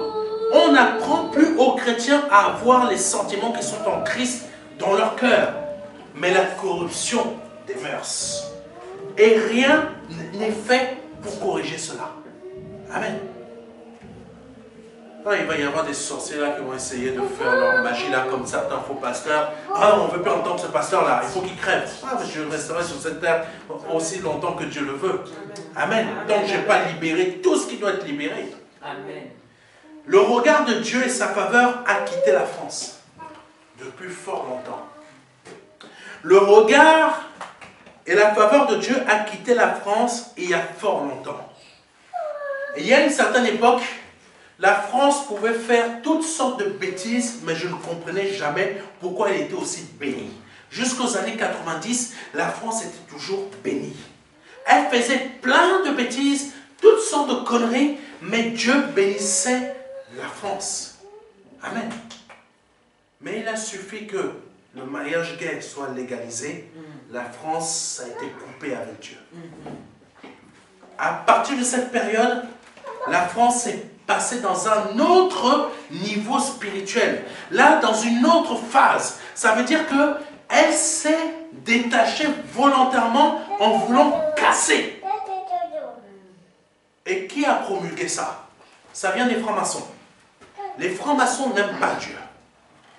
Les francs-maçons sont ceux qui apportent des corruptions de mœurs dans ce pays qu'est la France. Et dans beaucoup d'assemblées ici en France, les francs-maçons, c'est eux qui font ça. Et beaucoup se laissent convaincre par eux. Parce qu'ils veulent diriger le monde vers une autre orientation que celle vers Dieu. Donc quand cela s'est produit, la France qui était bénie avant est devenue un pays de malédiction. La France est devenue une nation de malédiction. Tous les problèmes qui se produisent, la France prend tout. Sans chercher, elle prend tous les problèmes. Financiers, la France tombe. Des sociétés tombent ici en France comme des miettes. La France est soumise à d'autres autorités qu'elle-même ne peut même pas s'en échapper. Amen. Parce que, quoi? Elle a validé la corruption des mœurs. Quand tu es un chrétien, un homme de Dieu, ou que tu es un enfant de Dieu, ou que tu es une église, tu valides la corruption des mœurs, tu finis mal. C'est ça que le Seigneur veut nous faire comprendre. 2024, si tu veux réussir ton année, ne valide plus les corruptions de mœurs dans ton être spirituel, dans ta vie et dans ton assemblée. Amen. Donc le regard de Dieu et sa faveur a quitté la France depuis longtemps. C'est pourquoi je vous invite à suivre les paroles que je vous donne. À suivre les paroles que je vous donne. Pour faire revenir quoi? Le regard de Dieu et sa faveur dans ce pays. Amen. Pas que dans ce pays, dans notre vie individuellement, dans nos assemblées, pour que ces corruptions de mœurs quittent nos assemblées. Amen. Quitte nos assemblées. Qu'on ne se lie plus avec des hommes politiques. Amen. Si on veut faire une politique, la politique, on se lance nous-mêmes, on crée notre parti politique pour changer ce pays. On ne va pas se lier avec des gens qui sont dans la corruption des mœurs, qui font n'importe quoi pour que demain, on apporte la corruption de mœurs dans nos assemblées. Non. On chasse la corruption des mœurs pour amener la vérité, pour amener le regard de Dieu et sa faveur dans ce pays. Amen. Pour que les gens, les Français eux-mêmes, puissent voir qu'il y a un changement. Amen. Il y a plusieurs années en arrière, tu pouvais manifester. On n'allait pas t'arracher un œil. On ne te coupait pas un bras, on ne t'arrachait pas un bras. Maintenant que la France est devenue un pays de malédiction, tu vas manifester, on t'arrache un bras, on te coupe des yeux, on t'arrache les yeux. Et après on dit que c'est toi qui es fautif. Tu n'aurais pas dû aller manifester. Amen. Ça n'arrivait pas au temps de Chirac. Ça n'arrivait pas au temps de Mitterrand.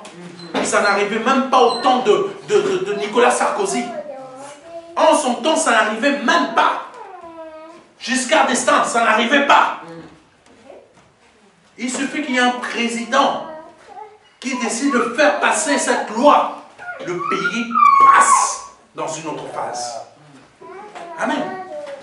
La France ne se rend pas compte, elle est passée dans une autre phase spirituelle qui l'a rendue maudite. Amen. La France ne s'en rend pas compte, mais elle est passée dans une autre phase qui l'a rendue maudite. Et elle ne veut pas s'en rendre compte. Et nous, qui sommes enfants de Dieu, nous devons remettre les choses en lumière, ce pays en lumière, pour que ça quitte le domaine de la malédiction. Amen. C'est ça. Quand tu es dans la corruption des mœurs, que tu es un chrétien de né de nouveau, et que tu as la corruption des mœurs dans ton cœur, tu es dans la phase d'une malédiction. Malédiction qui fait que tu ne peux pas réussir ta vie. Malédiction qui fait que Dieu ne peut pas se rapprocher de toi. Dieu tourne son regard parce qu'il ne peut pas supporter ton regarder. Amen. Tandis que si tu as les sentiments qui sont en Christ, c'est la malédiction qui te fuit. Et Dieu, sa faveur. Il faut savoir que quand le regard de Dieu est vers nous, ça veut dire que sa lumière est sur nous. Ça veut dire que les ténèbres ne peuvent même pas nous toucher. Amen. C'est le principe, quand on allume une torche dans le noir, la lumière éclaire et fait partir les ténèbres. Amen. S'il vous plaît, moins de bruit, moins de bruit. Amen. Moins de bruit. Que Dieu vous bénisse. Alléluia. Oh Jésus. Donc, je disais, j'invite les chrétiens à suivre ce que je dis. Amen.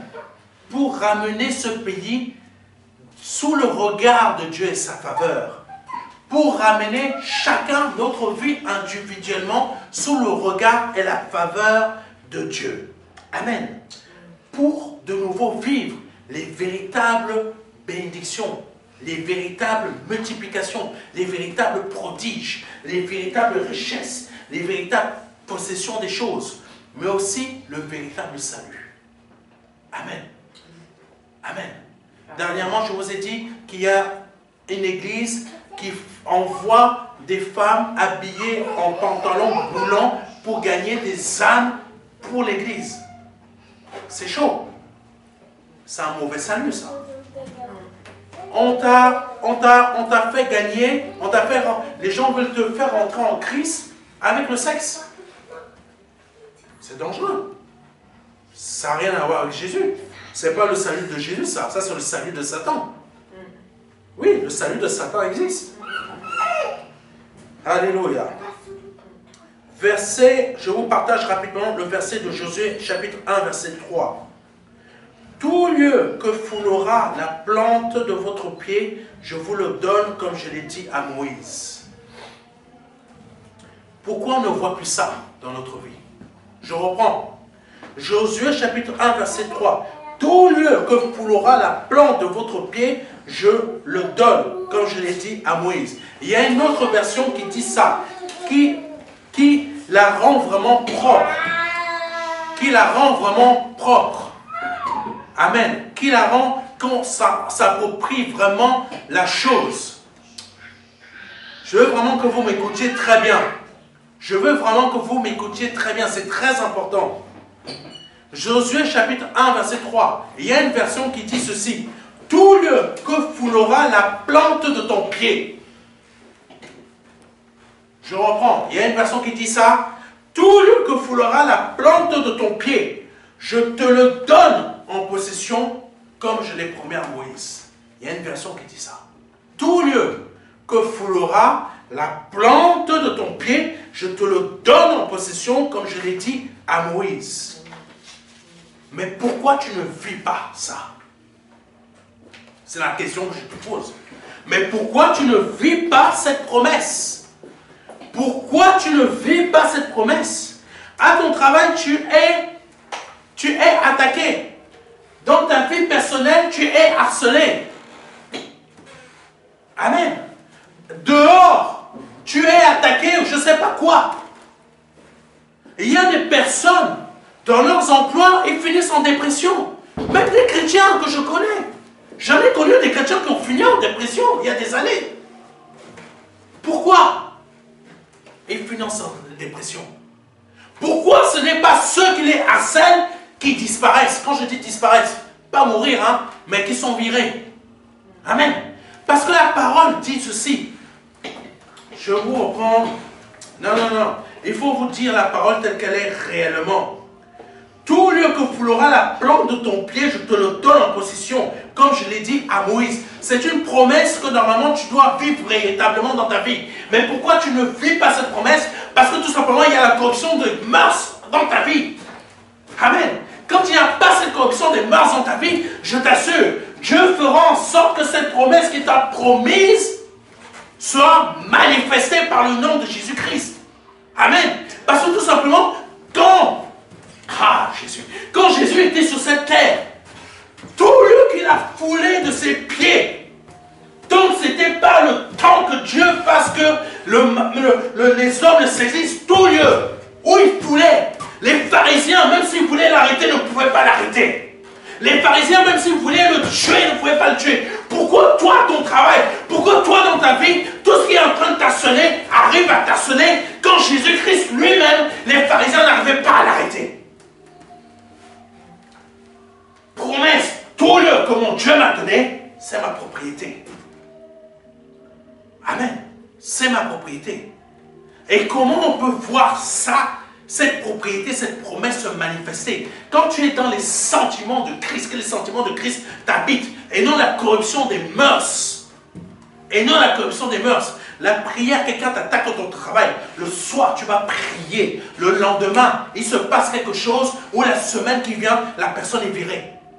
C'est obligé. Il se passe quelque chose dans le ciel qui fait qu'il va y avoir une coïncidence ou une circonstance qui va faire que cette personne fasse une grosse bêtise ou tout simplement, elle avait fait des bêtises avant, soudainement, on décide de la virer à cause de ces bêtises. Pourquoi?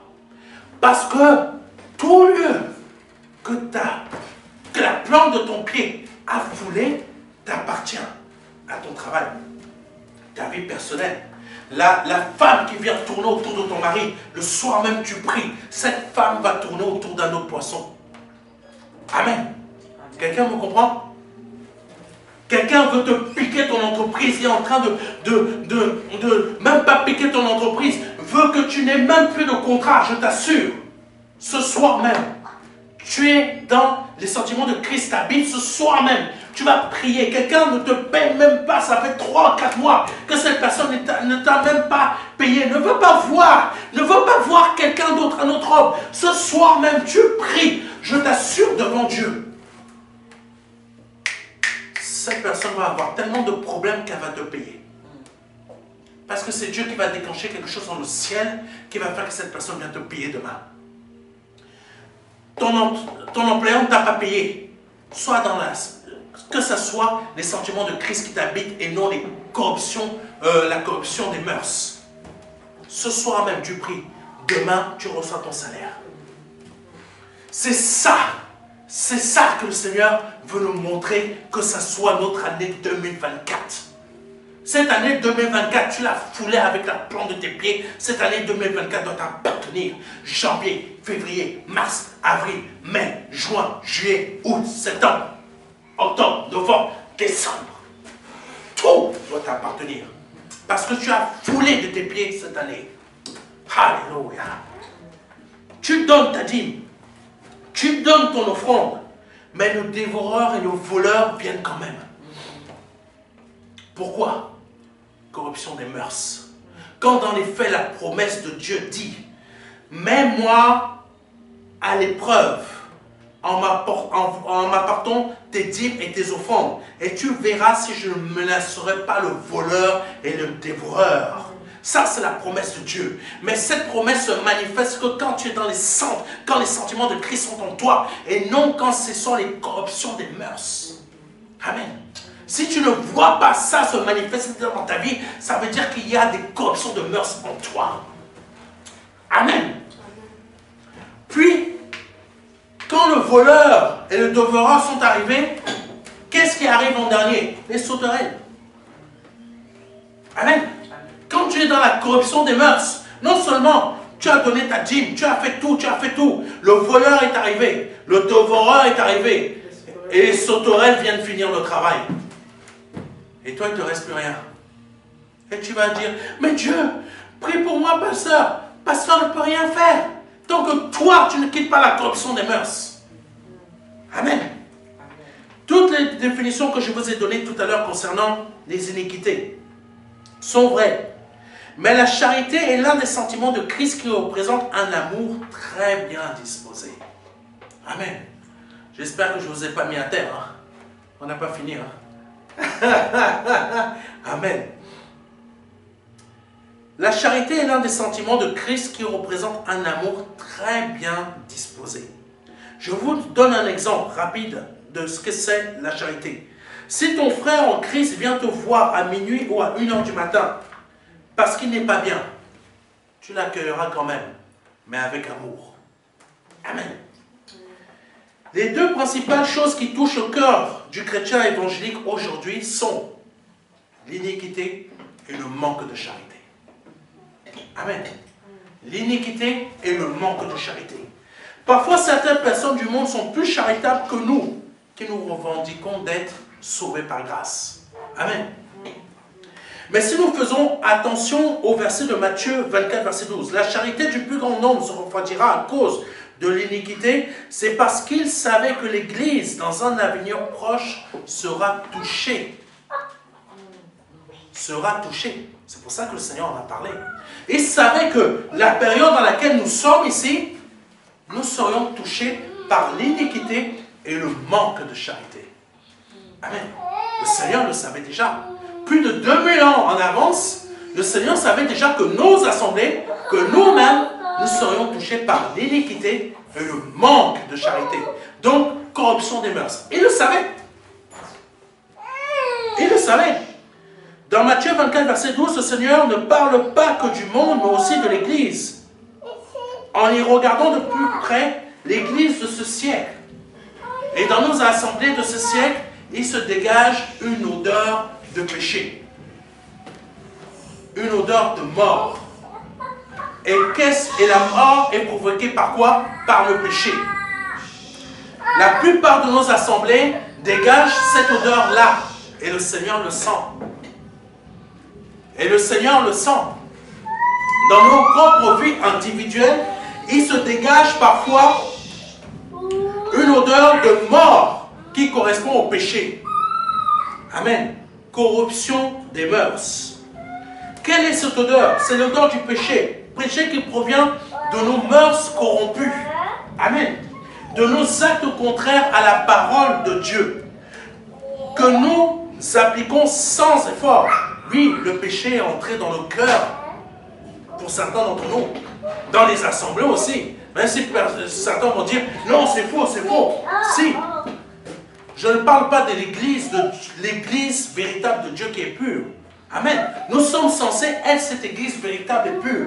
Mais si nous sommes dans la corruption des mœurs, on n'est pas du tout cette assemblée. On peut dire qu'on est l'église, mais dans les faits, nous sommes une corruption de mœurs. Amen.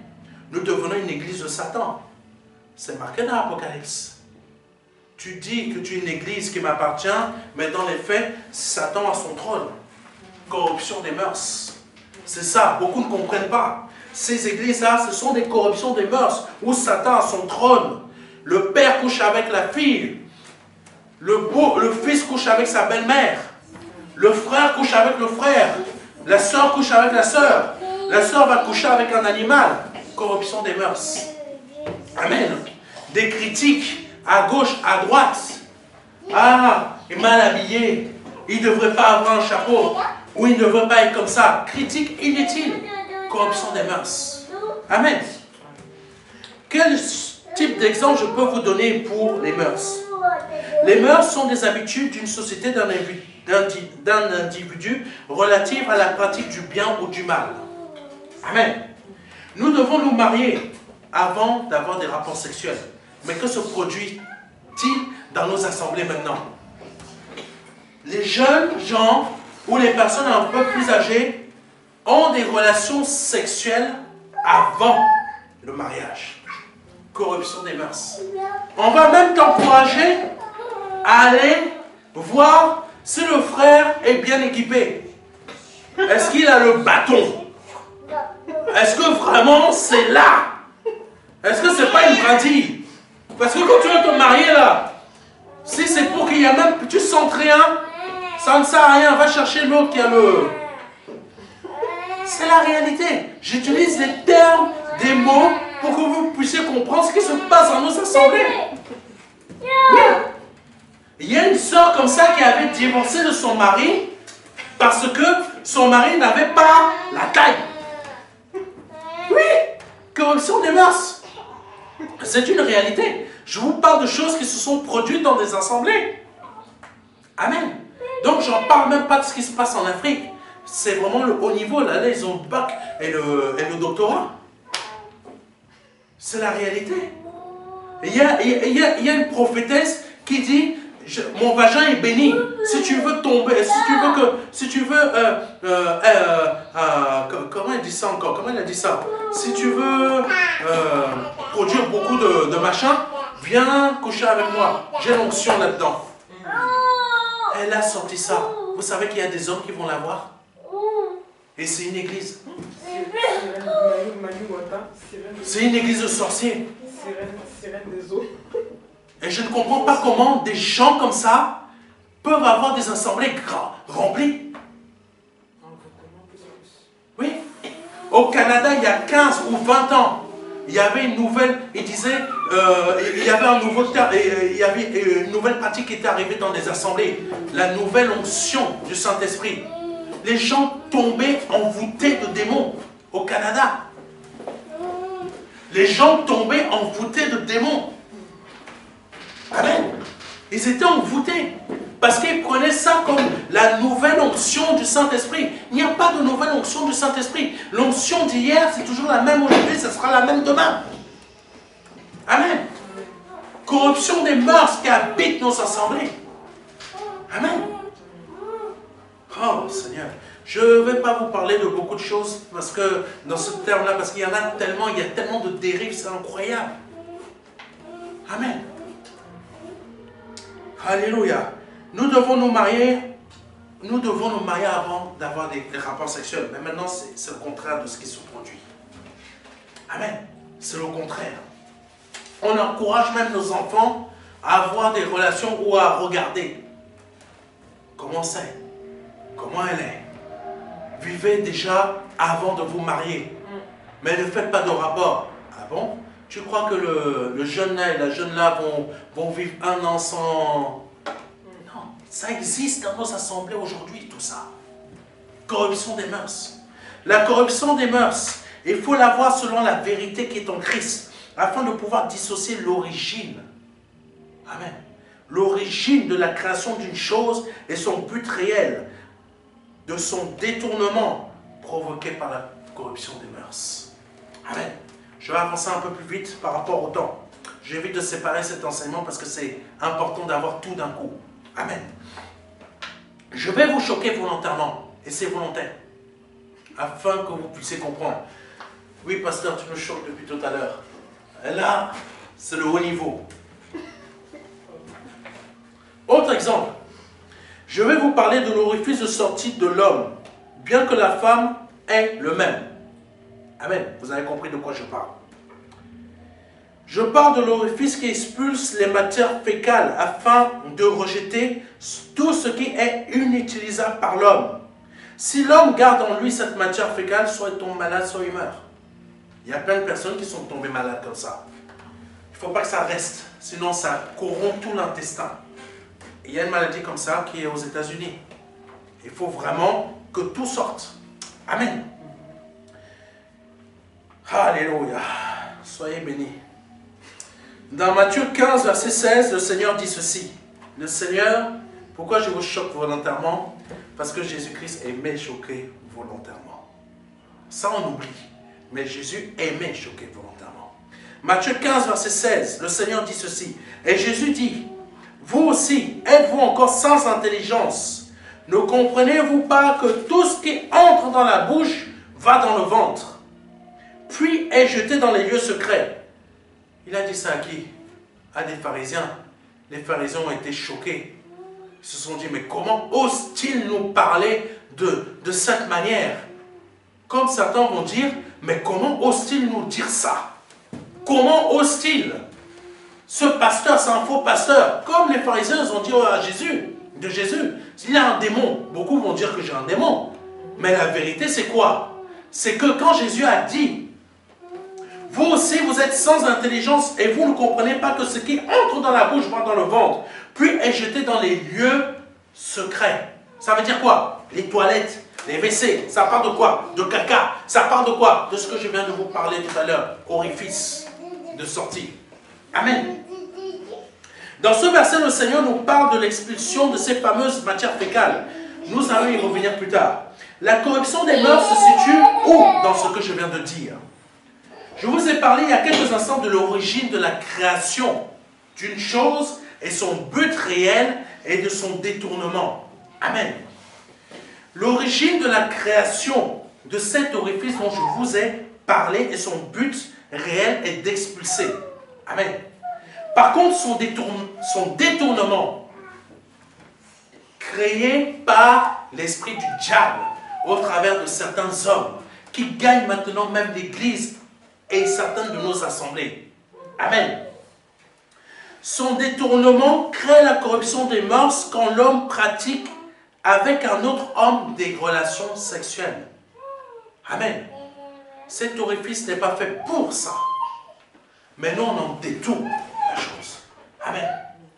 Comme exactement le Seigneur Jésus-Christ a dit, la bouche, quand tu manges quelque chose, ça va au ventre et c'est sorti.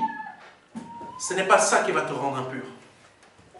Ce qui va te rendre impur, c'est ta corruption des mœurs qui est à l'intérieur. Amen. Pourquoi je parle de cet orifice? Pourquoi je vous ai parlé de ça? Parce que tout simplement, on accepte des pratiques maintenant dans nos assemblées qui ne devraient pas exister. C'est là où on est en train de laisser la corruption des mœurs entrer dans notre cœur. Amen. Ce n'est pas le fait que tu as grillé un feu rouge. Amen. Ce n'est pas le fait, je ne sais pas quoi, que tu es parti jouer au loto. Même tout ça, c'est rien. C'est le fait que tu acceptes la corruption des mœurs dans ton cœur. Ce n'est pas le fait que, oh, pasteur Serge, j'ai des cheveux, regardez. Ça n'a rien à voir. Ça a à voir avec le fait des corruptions des mœurs. Amen. Ah, je pourrais faire une pub avec ça. Hein. Et Den Shoulders. Ah, L'Oréal parce que je le vaux bien. Amen. Alléluia. Un peu d'humour. Amen. Ah, Jésus. Maintenant, quand le Seigneur a enseigné une fois de plus la foule dans Matthieu 15, verset 10 à 11, il dit ceci. Ayant appelé à lui la foule, il lui dit, écoutez et comprenez. Ce n'est pas ce qui entre dans la bouche qui souille l'homme, mais c'est ce qui sort de la bouche. C'est ce qui souille l'homme. Ce sont tes corruptions, des mœurs qui te souillent et t'empêchent d'être béni. Ses disciples sont venus à lui afin de lui rapporter la réaction des pharisiens qui ont été choqués. La réaction des personnes qui étaient autour qui ont été choquées par ce qu'il a dit. Qu'est-ce que le Seigneur a dit dans Matthieu 15, verset 12? Il a dit ceci. Alors ses disciples s'approchèrent et lui dirent, sais-tu que les pharisiens ont été scandalisés des paroles qu'ils ont entendues?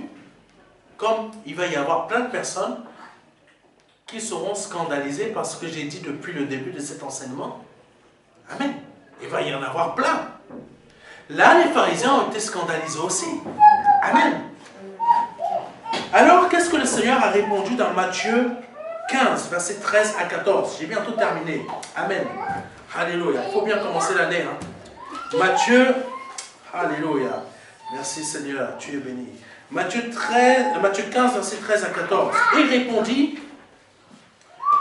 toute plante que n'a pas plantée mon Père Céleste sera déracinée.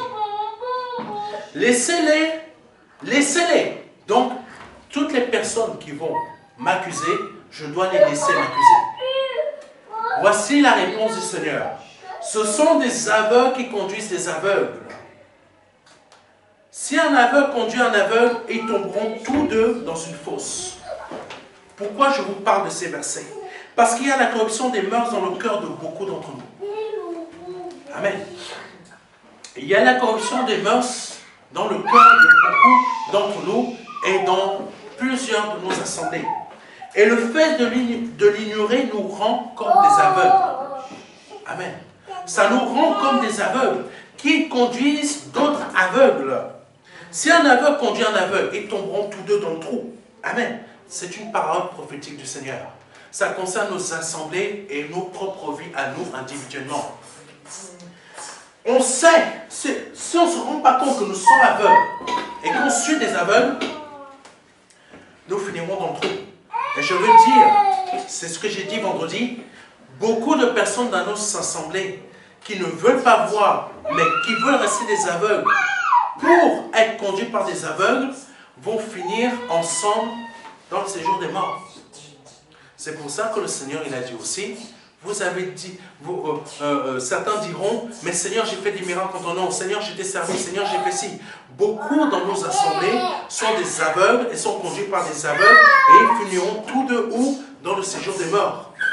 Amen. Je préfère le dire. Commencez à chercher une assemblée où on vous dit la vérité, où on ne veut pas que vous soyez un aveugle. Amen.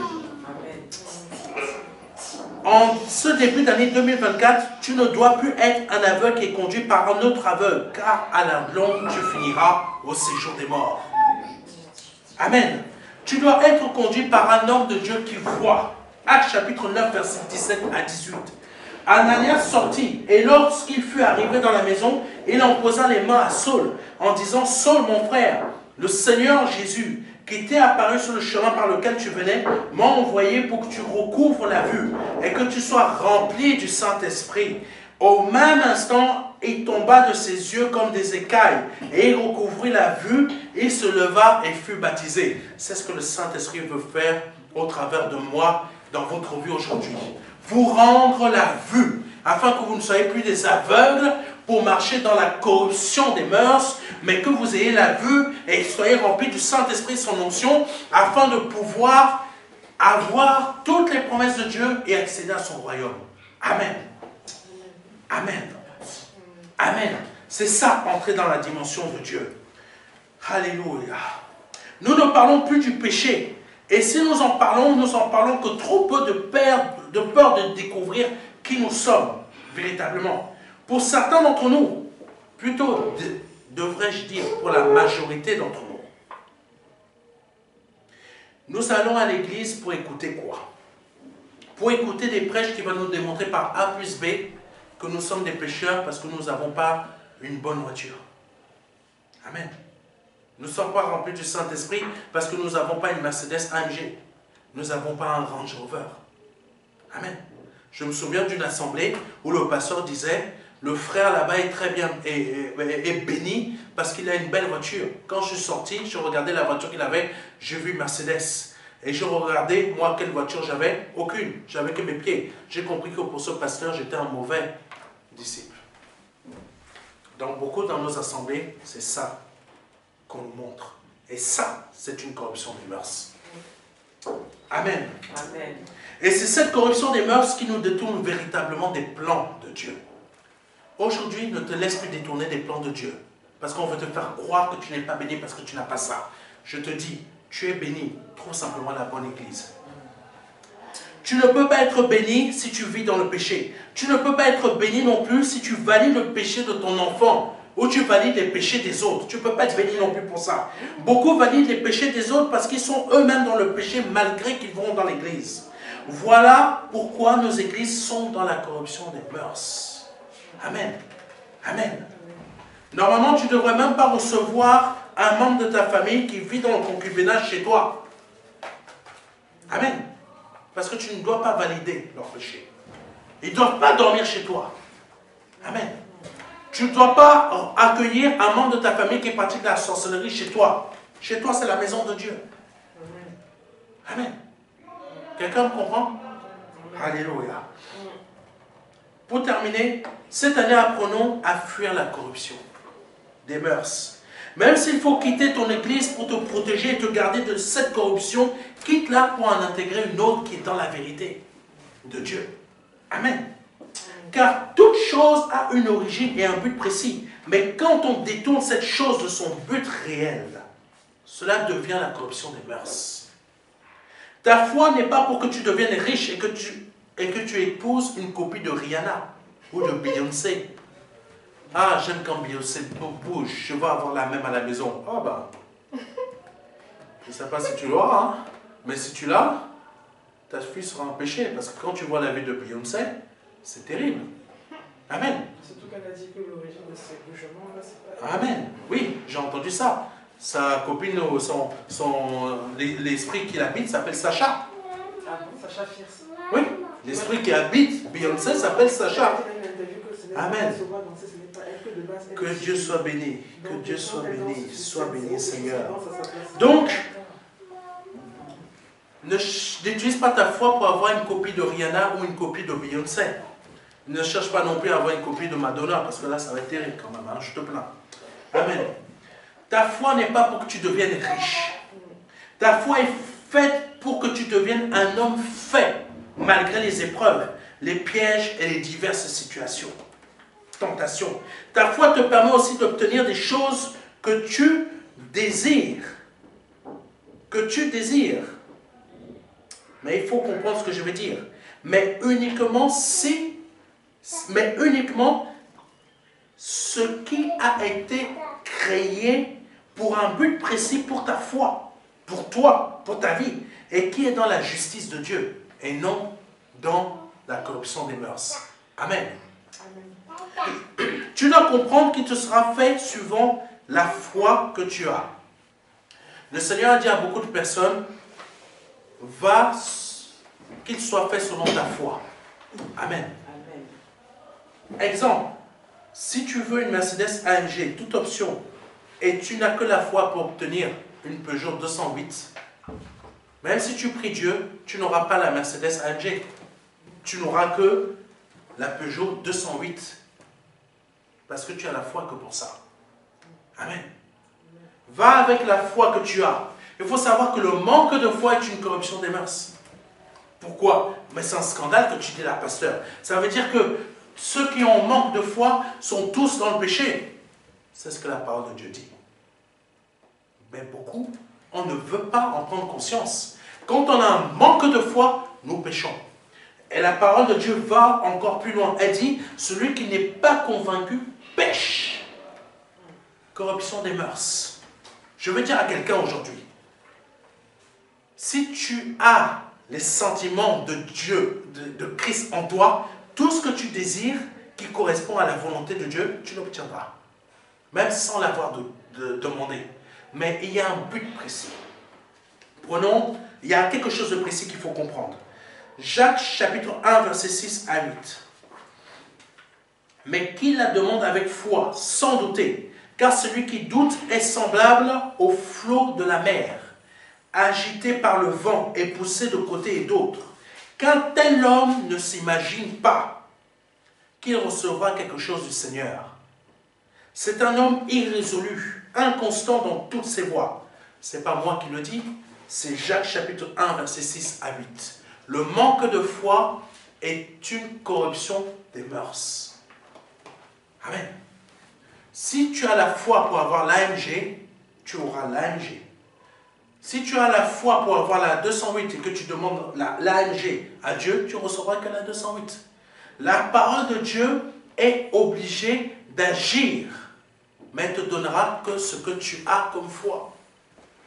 Et par rapport à ta foi. Certains d'entre nous ont reçu une guérison ou une délivrance. Pardonnez-moi. Puis Jean chapitre 5, verset 14 dit ceci. Depuis, Jésus le trouva dans le temple et lui dit, « Voici, tu as été guéri, ne pêche plus, de peur qu'il ne t'arrive quelque chose de pire. » Ça, c'est encore une autre chose. Tu reçois des choses de la part de Dieu que si tu demandes sans douter. Mais il y a aussi une autre chose. Tu reçois de la part de Dieu, mais si tu reviens au péché, ta condition sera pire. Amen. Ta condition sera pire. Certains d'entre nous ont reçu des bénédictions. Je me souviens d'un témoignage qui a été fort. Le fait que tu as été béni et que tu reviens au péché, c'est une corruption des mœurs. Je vous donne rapidement un témoignage avant de terminer. Véritablement cette fois-ci. Je me souviens d'un témoignage, c'était une personne qui marchait pas. Il était en fauteuil roulant, ne pouvait plus marcher. Cette personne a demandé à un pasteur de venir. Ce pasteur est venu, a prié pour sa guérison. Cette personne a commencé à sentir des forces qui revenaient aux jambes. Elle s'est relevée. Elle ne marchait plus, elle ne marchait pas avant. Elle a commencé à se lever. Elle a fait le tour de sa table. Elle a été guérie. Elle a fait le tour de sa table. Et ce qui m'a choqué, qui m'a vraiment choqué, c'est que cette personne est revenue, elle s'est assise de nouveau sur son fauteuil roulant, elle a eu la guérison et elle a dit, je ne peux pas croire. C'est impossible. La guérison est partie aussitôt, elle n'a plus jamais remarché. Beaucoup d'entre nous, on reçoit des bénédictions, mais quand on repart dans nos erreurs, quand on repart dans le péché, on repart dans nos mauvais penchants, la guérison, la délivrance, tout ça, ça part. Corruption des mœurs. Beaucoup de chrétiens dans nos assemblées font ça. En 2024, Dieu ne veut plus voir ça. Parce que quand il donne quelque chose, c'est pas pour qu'on corrompe la chose, puisse corrompre la bénédiction que Dieu nous donne. Amen. C'est très important ce que je viens de vous dire. Alléluia. Donc, certains d'entre nous ont reçu une guérison ou une délivrance miraculeuse. Mais parfois, il arrive qu'il y a une rechute ou une situation pire que la première. Quand je parle de rechute, je parle de rechute dans le péché. Amen. Critique, paroles négatives, des choses comme ça. Pourquoi? Parce qu'il y a eu une corruption des mœurs, comme je l'ai dit. Amen. Apprenons cette année à fuir la corruption des mœurs pour ne plus perdre nos bénédictions ou pour avoir une situation pire que celle d'avant. Amen. Et apprenons à fuir aussi la corruption des mœurs cette année de 2024 pour que Dieu puisse nous bénir véritablement en ayant en nous les sentiments qui sont en Christ. Cet enseignement que le Seigneur m'a fait vous donner est très important. Et je souhaite prier pour vous si vous souhaitez quitter vos corruptions des mœurs. Vous êtes dans une assemblée, vous êtes un chrétien né nouveau et vous souhaitez revenir à la parole de Dieu ou vivre la multiplication et les promesses de Dieu dans votre vie, mais vous ne savez pas comment. Je vous invite à étendre votre main vers la mienne, afin que, au son de ma voix, vous puissiez changer à l'intérieur de vous, mais que vous fassiez l'effort, afin que l'Esprit Saint vous travaille à l'intérieur et commence à vous changer pour vous faire passer de la corruption des mœurs en vous aidant à comprendre, parce que vous voulez comprendre, pour que les sentiments de Christ habitent en vous. Mon roi, je te prie pour cette personne qui étend ses mains vers la mienne, même au travers de la vidéo, afin que par le nom puissant de Jésus-Christ de Nazareth, cette personne quitte la corruption des mœurs. Cette personne quitte l'aveuglement, afin de pouvoir retrouver la vue en toi, afin de pouvoir se saisir des sentiments qui t'habitent, Seigneur Jésus-Christ, pour que sa vie, Seigneur, ne soit plus une vie d'échec, Une vie qui a été conduite par la corruption des mœurs qui vient de Satan, qui a été conduite par des personnes aveugles. Je te demande, Père, par le nom puissant de Jésus-Christ de Nazareth, de rendre la vue à cette personne, pour que maintenant cette personne soit remplie de ton Esprit Saint, soit remplie de ton onction, pour que dans sa vie, ta faveur, Seigneur, et ton regard soient tournés vers elle, pour que ta lumière écarte toutes sortes de ténèbres, pour que les liens familiaux, les liens de sorcellerie, les liens je ne sais pas de quoi, tout ce qui a pu se passer dans sa vie, qui a été produit par les corruptions des mœurs, soit brisé à cet instant, soit changé dans sa vie, pour que cette année 2024, elle puisse connaître à cet instant, Papa, les bénédictions, les multiplications, les prodiges qui viennent du fait que, Papa, à cet instant, cette personne a laissé les sentiments de Christ l'habiter, pour la rendre la vue, pour qu'elle soit remplie du Saint-Esprit et pour que ton onction l'habite, pour que sa vie, elle connaisse véritablement les bénédictions, les multiplications, les prodiges, les guérisons, les délivrances et toutes sortes de promesses que tu as faites dans sa vie par le nom puissant de Jésus-Christ. Amen. C'était le pasteur Serge. Que Dieu vous bénisse et à dimanche prochain. Alléluia. Amen. Merci Seigneur.